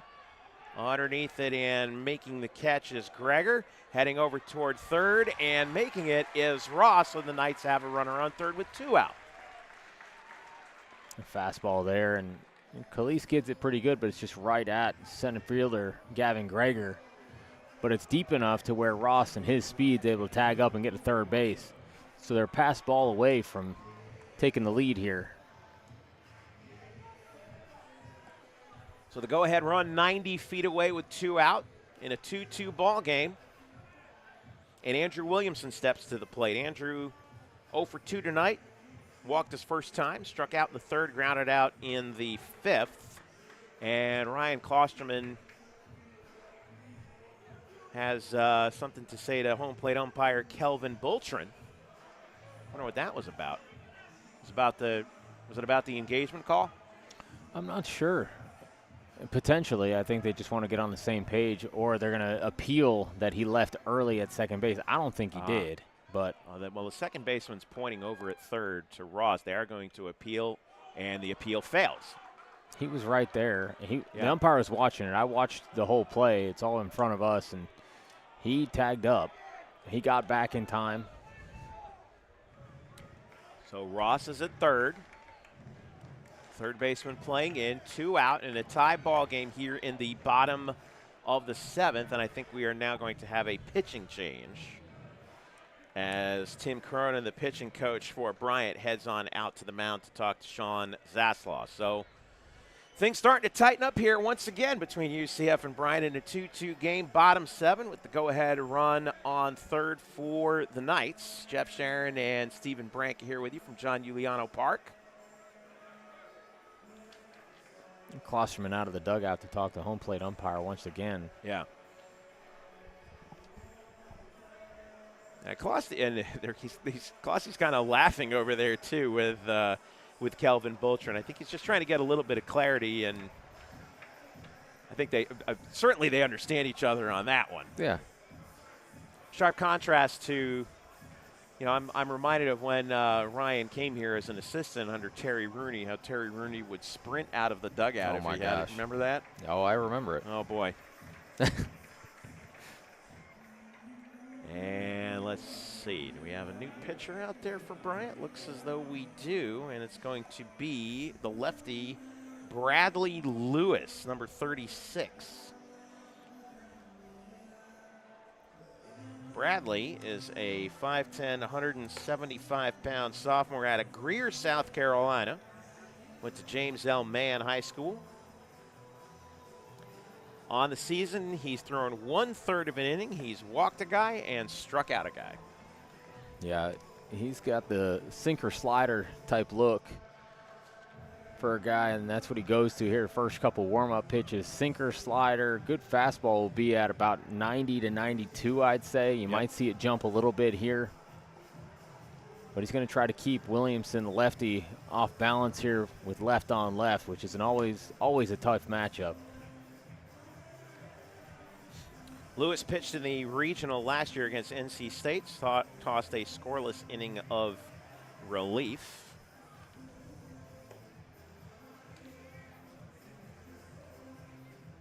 As we're in another tight one, we mentioned last year, Bryant was 26-0 after 6 with the lead. Yeah. This year, 1-2. Yeah. So, including last night. So, this is going to be, for some reason, Bryant they scratch and they claw and they fight and they always play UCF tough.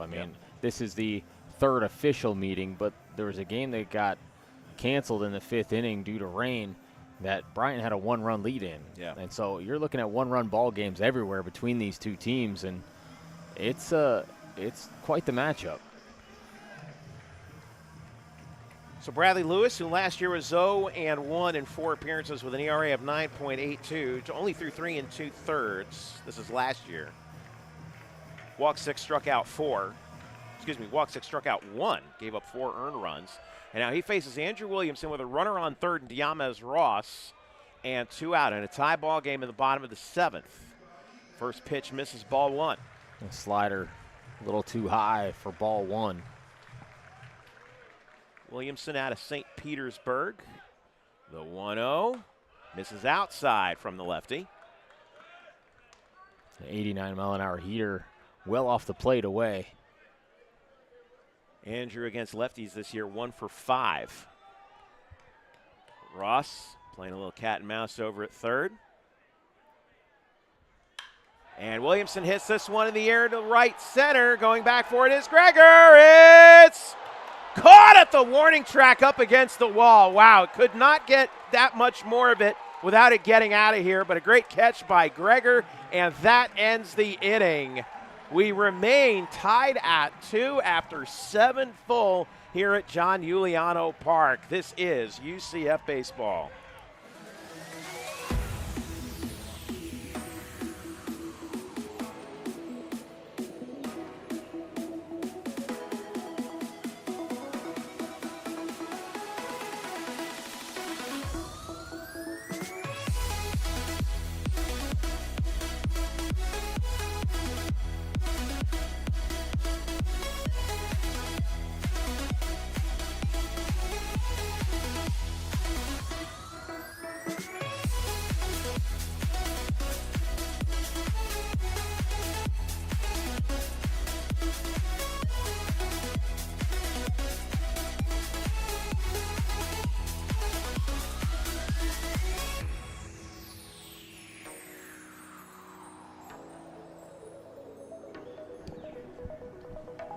We go to the 8th, tied at 2 between UCF and Bryant.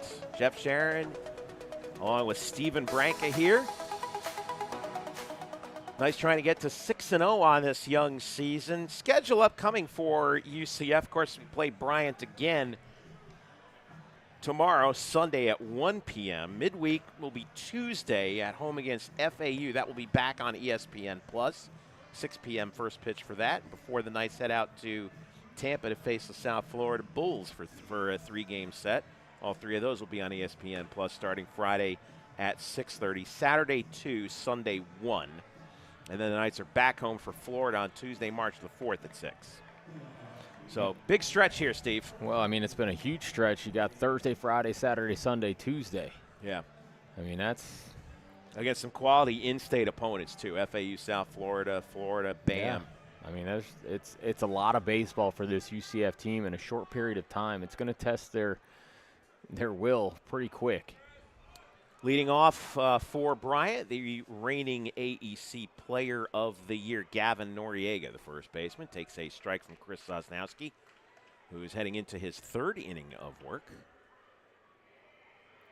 Noriega struck out in the 1st, grounded out in the 3rd, and in the 5th.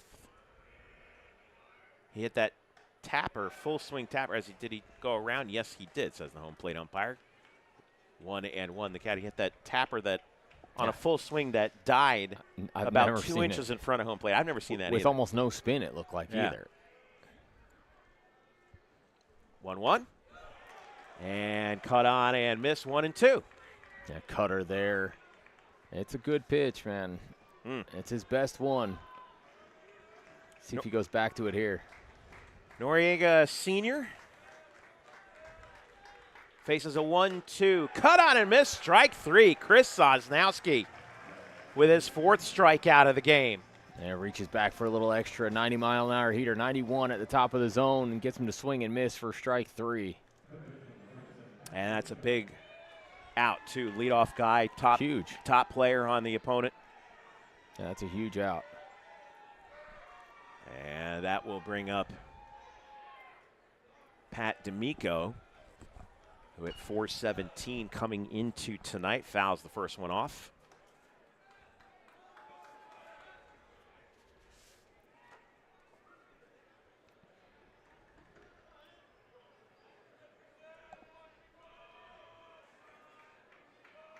Here's the 0-1 with 1 out, nobody on. Infield playing back, and D'Amico takes a ball, 1-1. Not sure where that one missed. Fastball at 91 at the bottom of the zone. Trackman saying that's a strike.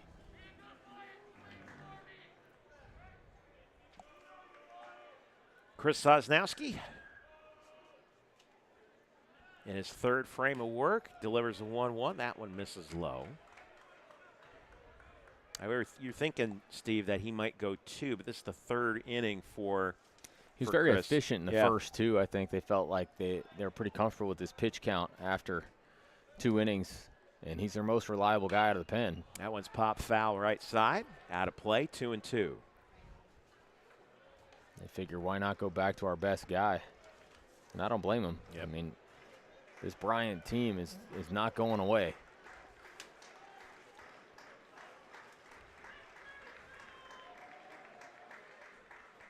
Pat D'Amico at the plate, facing a 2-2. Chris Sosnowski for the Knights fires.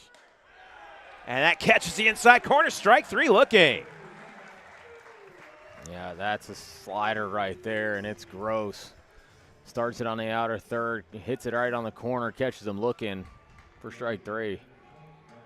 Strikeout number 5 for Chris Sosnowski. And with 2 out and no one on, stepping to the plate, Brandon Durand, who was retired for the first time this weekend in his last at-bat. Takes a ball, 1-0. Durand, the DH, singled in the 2nd, walked in the 4th, singled and scored in the 2nd, I should say. Grounded out in the 6th. I have no idea where that pitch missed. High and out to the righty. And that one catches in the corner. Count now 1-1.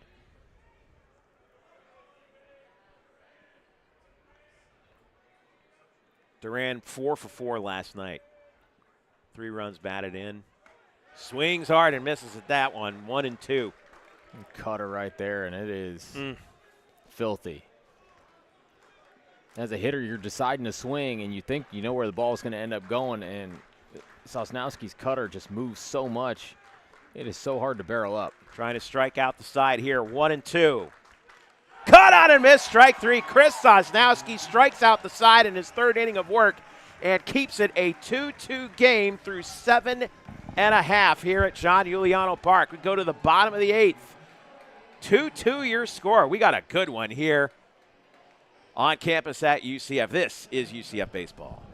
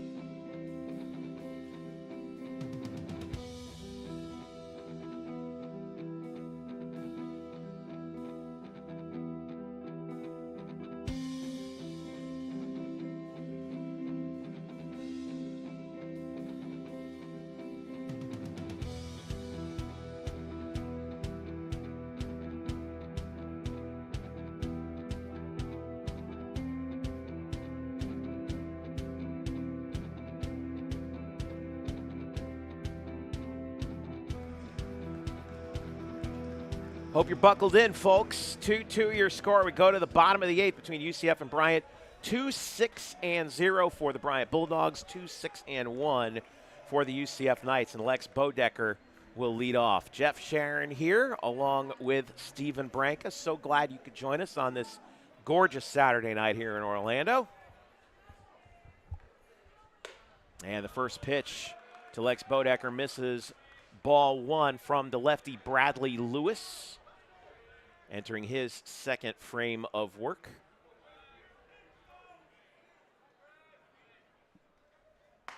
Lewis delivers a strike. Lefty-lefty matchup, but that's what Lex Bodecker likes. Yeah, I mean, he's on this young season already. He's 2 for 4 against lefties. Last year he hit mid-300s, over 350 against lefties. 1-1. And this is grounded right side over toward first. Fielding and tossing over to Lewis is Noriega, 1 down. Kind of got it off the end of the bat a little bit. It looked like he got jammed a little bit, actually. It looked like it got in on him. Yep. Got in and kind of fisted it to first base. And so that'll bring up Andrew Sundin.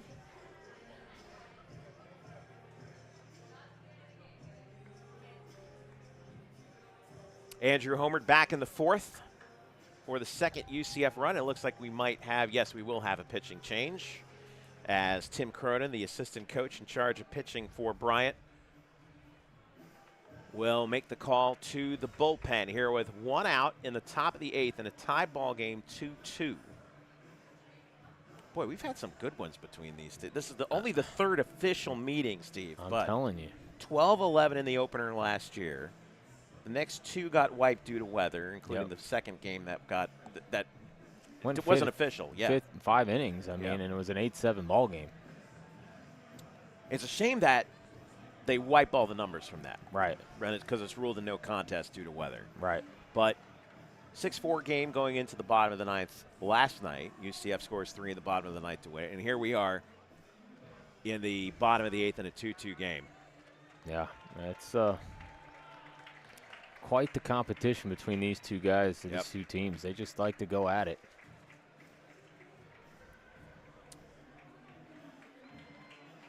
So the new pitcher out there for Bryant. Looks like Alex Slaughter. Yep, Alex Slaughter, the 6'6" righty grad student from Ellington, Connecticut. Slaughter,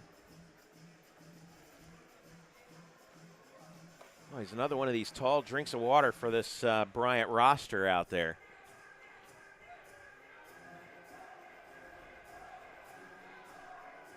And if my scores are right here, this will be his first appearance on the season.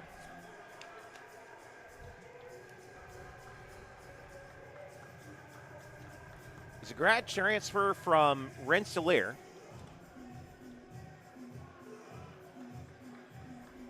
D3 school that he came from. 145 strikeouts over his career, 238 opposing batting average. Last year, 4-5 with a 4.97, 53 Ks in 50 2/3. So, now he saw last night Landon White I beg your pardon, that was Dylan Scudder, who is another 6'6" kid or listed as 6'7", actually. So was Rizzy. Rizzy was like 6'8". Jeez. There's no shortage of massive righties coming out of the pen for Bryant. Did they steal these guys from the basketball team? They probably play both. I mean.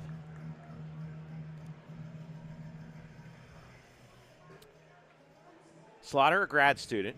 I beg your pardon, I said Rensselaer, I meant Rochester Institute of Technology. Originally from Ellington, Connecticut. I see an RIT for D3, and that's what I'm thinking, Rensselaer.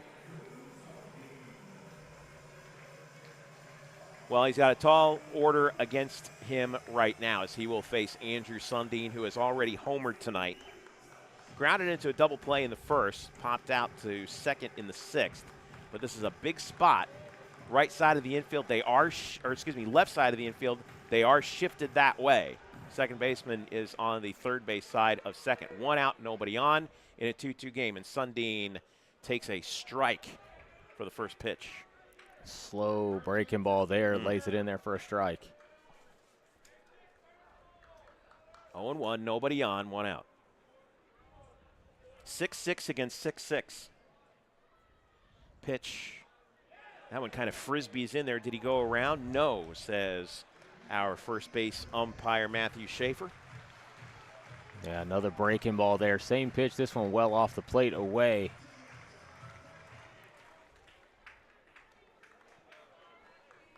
One to the Lakeland native, Andrew Sundin, in a 2-2 ball game. Pitch. Boy, he went around on that one hard, fouled it back. Yeah, fouled it straight back. Wishes he had that one back. A 91-mile-an-hour fastball that doesn't get much more center cut than that one.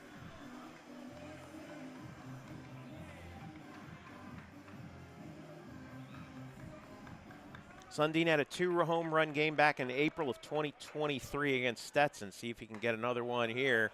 That one just barely misses outside. A little encouragement from the catcher. 2-2 now the count.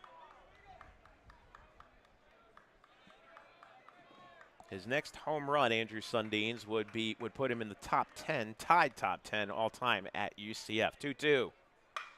Fouled off right side. Another good hack. And that one was high right in the center of the plate. Yeah, he fights it off after seeing the 78-mile-an-hour breaking ball, a 90-mile-an-hour fastball. Looks a little bit harder than he's used to in that moment. Yeah. Fouls it off down the right field line. Facing 6'6" Alex Slaughter, the graduate student. 2-2. Sundin rips that one toward first. It ate up Noriega, but he's able to field it and toss over in time to Slaughter to retire Sundin. Boy, that one, even with the shift on over toward left, hit it right at Noriega. How about that? Yeah, hits it right at him, and 100 miles an hour off the bat. I mean, it's well struck, and Noriega's able to knock it down and get the out. And that will bring up, once again, last night's hero. Espinal takes the first pitch for a strike. Breaking ball first pitch. Another one center cut there. Just lays it in to get ahead. Euliano is listed at 5'8", 205. Looks like a halfback out there. 0-1, foul back toward us, just over our. He looks like he'd be a good halfback. I mean, he moves well.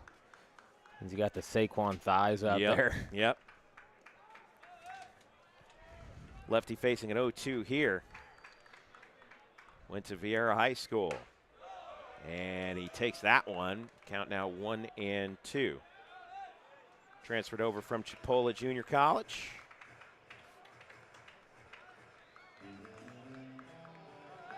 Euliano has two brothers who played D1. And he taps this one over toward the left side. Fielding is D'Amico over from third, and he throws it away past the first baseman. And it looks like Espinal will remain at first. That was it looked like that should have been. It was a tough play for D'Amico, who was ranging over. He was already ranged over enough over at third, but then he threw it well wide of Noriega. Yeah, he's throwing it on the run, but the speed of Espinal is what makes him have to speed up there. And the error is forced on the throw, right, because he had to speed himself up so much. Well, let's see if UCF can capitalize now off the error. 2-6-1 for both squads now with 2 outs in the bottom of the 8th. And Maduro at the plate for UCF. Takes the first pitch for a strike. 2 outs, runner on first.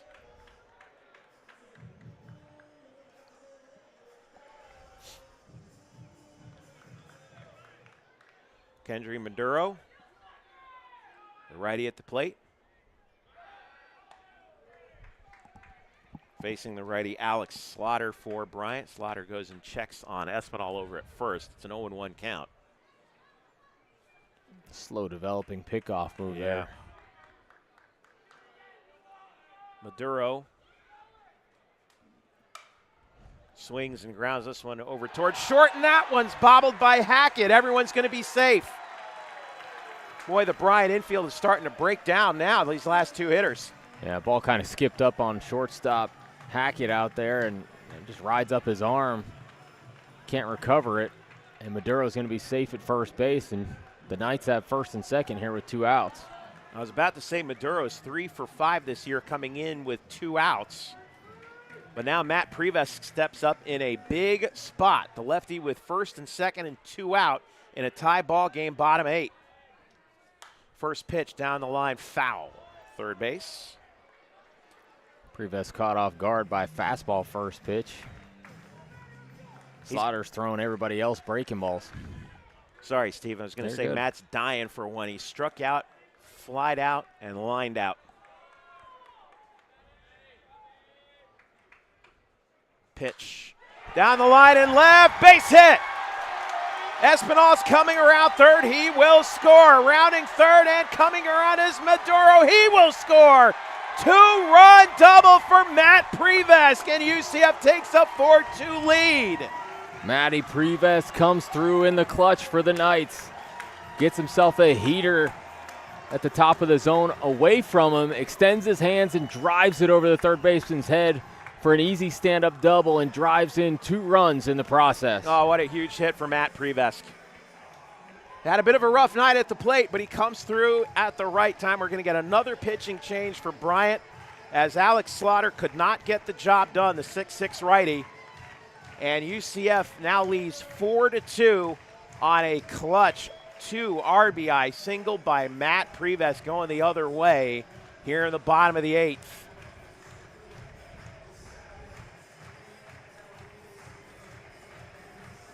Prevesk came into tonight 5 of 10 with runners on. Make it 6 of 11. Well, I don't know if it's 6 of 11. I'll have to do the math on that one. But his 6th hit of the year. And that'll bring up Antonio Jimenez to try and add some insurance now in a 4-2 game. And we are not going to have a pitching change out there. I thought we might, but Alex Slaughter is going to stay out there.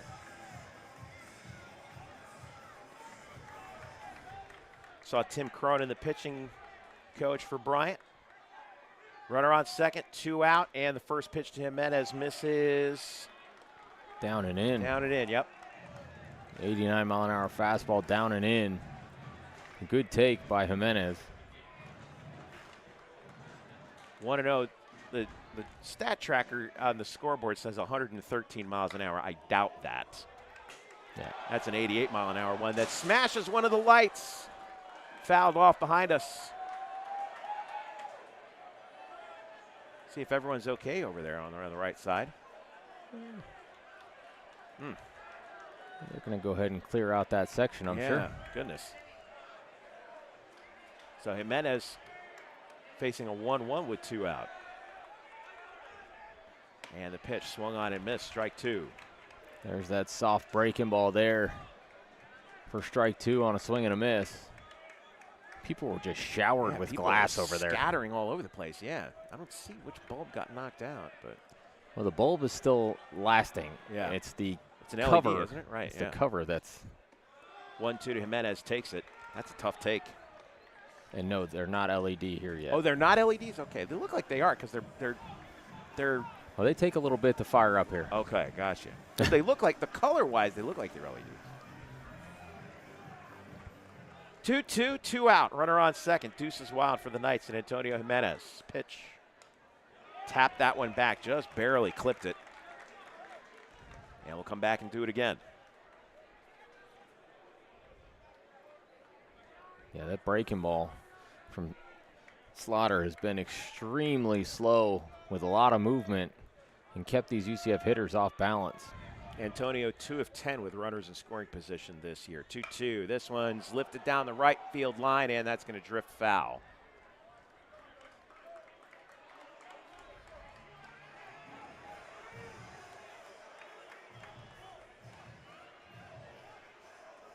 So Matt Prevesk with one of the biggest, certainly probably the biggest clutch hit so far of this young season to put UCF up 4-2, aside from last night, of course. Timely hitting. Name of the game so far for UCF against Bryant. Here's the 2-2. Jimenez taps that one foul right side. Doing a good job of protecting the plate here. Yeah, breaking ball just keeps breaking away from him, and he's finding a way to stick the bat out there and get a piece of it to keep his at-bat going. Well, that one was way outside. Just barely caught a piece of it, but still we come back and do the 2-2. Jimenez homered earlier tonight. Pitch. Catches the inside corner, strike 3. Alex Slaughter ends the inning with that K, but a clutch two-run single by Matt Prevesk, two-run double, I beg your pardon, by Matt Prevesk. Puts UCF on top 4-2 as we go to the top of the 9th. And Chris Sosnowski trots out to try and slam the door on the Bryant Bulldogs here at John Euliano Park. When we return, this is UCF Baseball.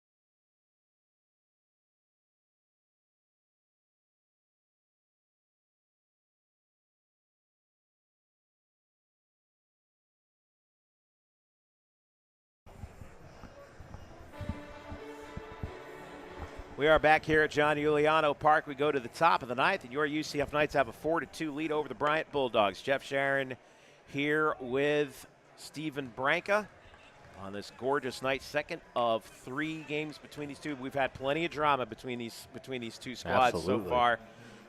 Walk-off hit in the bottom of the 9th for UCF last night, and a clutch hit by your senior Matt Prevesk, a 2-run double in the previous frame to give UCF a 4-2 lead. And Chris Sosnowski, your big bullpen arm, is out there to try and slam the door here. He's thrown 3 full innings, given up only 1 hit, 1 run, struck out 6 on 11 batters faced, but he will face 5, 6, and 7 in the Bryant batting order. Starting with the center fielder, good speed from Gavin Greger. First pitch is in the dirt, ball 1. Well, the one he gave up was unearned. It was on the botched pop-up by Bodeker at first base. He's looked incredibly efficient on the mound. And he has kept the Bulldogs way off balance the entire way. 1-0 misses up high to the lefty. Greger singled his first trip back in the second, struck out twice since. Justin Hackett and Matt D'Amato also due up for the Bulldogs. That one's in there for a strike. The count 2-1. Yeah, fastball there. Maduro playing in at third. Middle infielders are on the edge of the dirt. Pitch. This one's laced up the middle for a leadoff single. So that's what Bryant wanted. Down 4-2 here in the top of the ninth. And Gavin Greger, good speed, has a 2-for-4 night, and he's at first with no one out. And gets a fastball in the inner third, gets the barrel to it, lines it into center field for a base hit to start this inning off. See some action in the UCF bullpen starting up. Can't quite see who's out there. I don't have my binoculars with me, unfortunately. But they're double barreling it down there, too. They got two guys. Two righties, yeah. So that's the 7th hit of the ball. Both teams with 7 hits tonight. Justin Hackett at the plate. Singled each of his last 2 times. He's 2 for 3. Sosnowski delivers. First pitch in there for a strike. Right on the outside half. Yeah, good fastball for strike 1. You know, that's what they say. The best pitch in baseball is strike 1. Yep. 0-1. Bill Lee, what's your best pitch? He said a strike. Swing and a miss. And it looks like Hackett might have pulled something on that one. Tried to pull the string, and I think it looks like he pulled a tricep. Shoulder or something. 0-2, and Ryan Klosterman is going to ask for time and ask Hackett to go check with the trainer.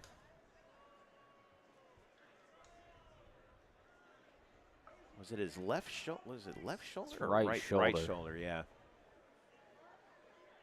Back shoulder got overextended on the cutter a little bit. It looked like trying to take a hack at it, and was it because he was trying to hold off on that 85-mile-an-hour cutter, thinking he was sitting dead red? Yeah, probably. Yeah. Looks like he's okay. So he's going to come back out. It's kind of an awkward situation for Sosnowski, who's out ahead 0-2.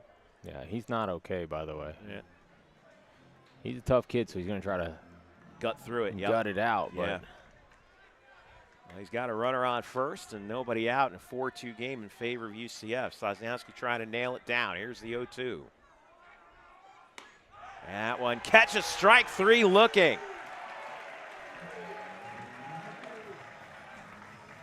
Eight strikeouts for Chris Sosnowski out of the pen. outside corner with the cutter for strike 3. One down and a runner on first. And now stepping up to the plate is Matt D'Amato, the third baseman.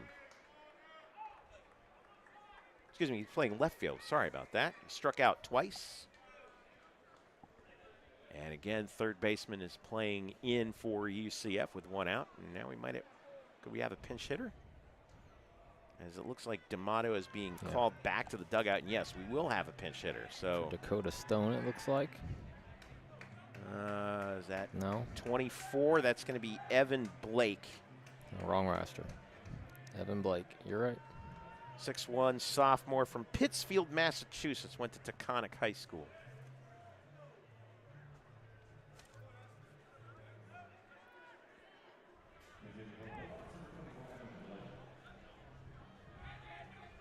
So Blake, the sophomore,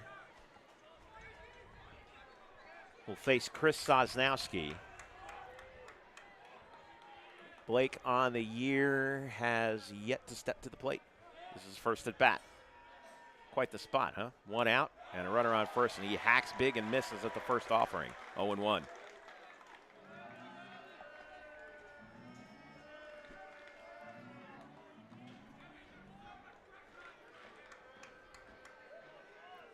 Greger over at first has not attempted a steal this year. Pitch. That one misses low. And the count now 1-1.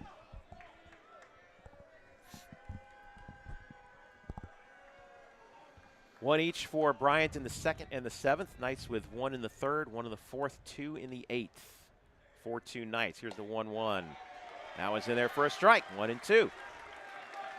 Yeah, good fastball on the outside corner for strike 2.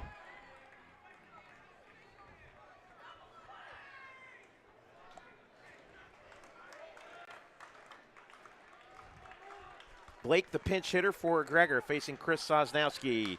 1-2, hit left side. This is a potential double play ball. Maduro over to second, on to first. Boeddicker stretches in, makes the play in time. That's your ball game.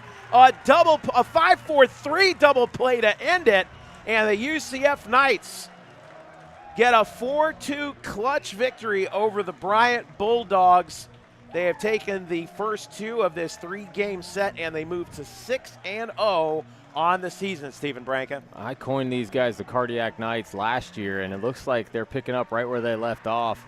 A huge come-from-behind win, putting up 2 runs on a massive 2-run double with 2 outs from Matt Prevesk in the bottom of the 8th, and then Chris Sosnowski, one of the best relievers in college baseball, slams the door shut, finishes it off with a 5-4-3 double play to end the ball game.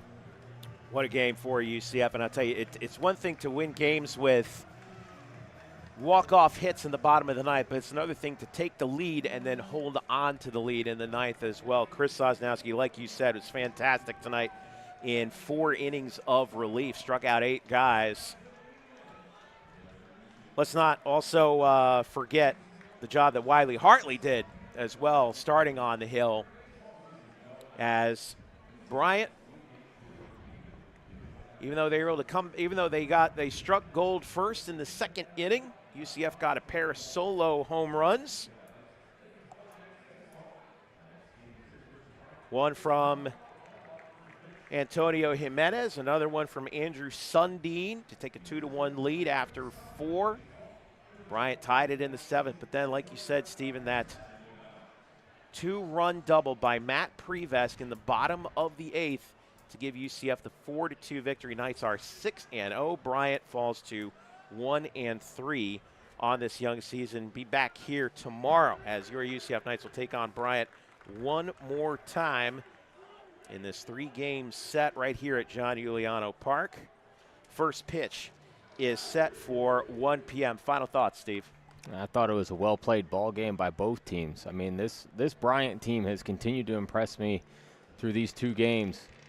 But I think, you know, the ability of UCF for them to be able to stay in this ball game, stay in it, and then strike when they need to and win this thing, it's impressive the way they went about it. So once again, your final score, UCF defeats Bryant 4-2. Winning pitcher Chris Sosnowski 1-0 on the year. Alex Slaughter takes the L for Bryant. He is 0-1. UCF at 6-0. For all of us here at UCF and for former UCF, well, current UCF great also, Stephen Branca, I have to say, as always, such a pleasure to work with you. This is our first time working together. I look forward to doing it again. It's a lot of fun. Let's do it again. What do you say, Steve? Absolutely, right. buddy. For Stephen Branca, I'm Jeff Sharon. Thank you so much for joining us here at John Euliano Park. Knights get the win over Bryant 4-2 and are undefeated 6-0. We will see you tomorrow for the 3rd game of this 3-game set between the Knights and the Bulldogs. But tonight, UCF gets the win 4-2. We will see you tomorrow.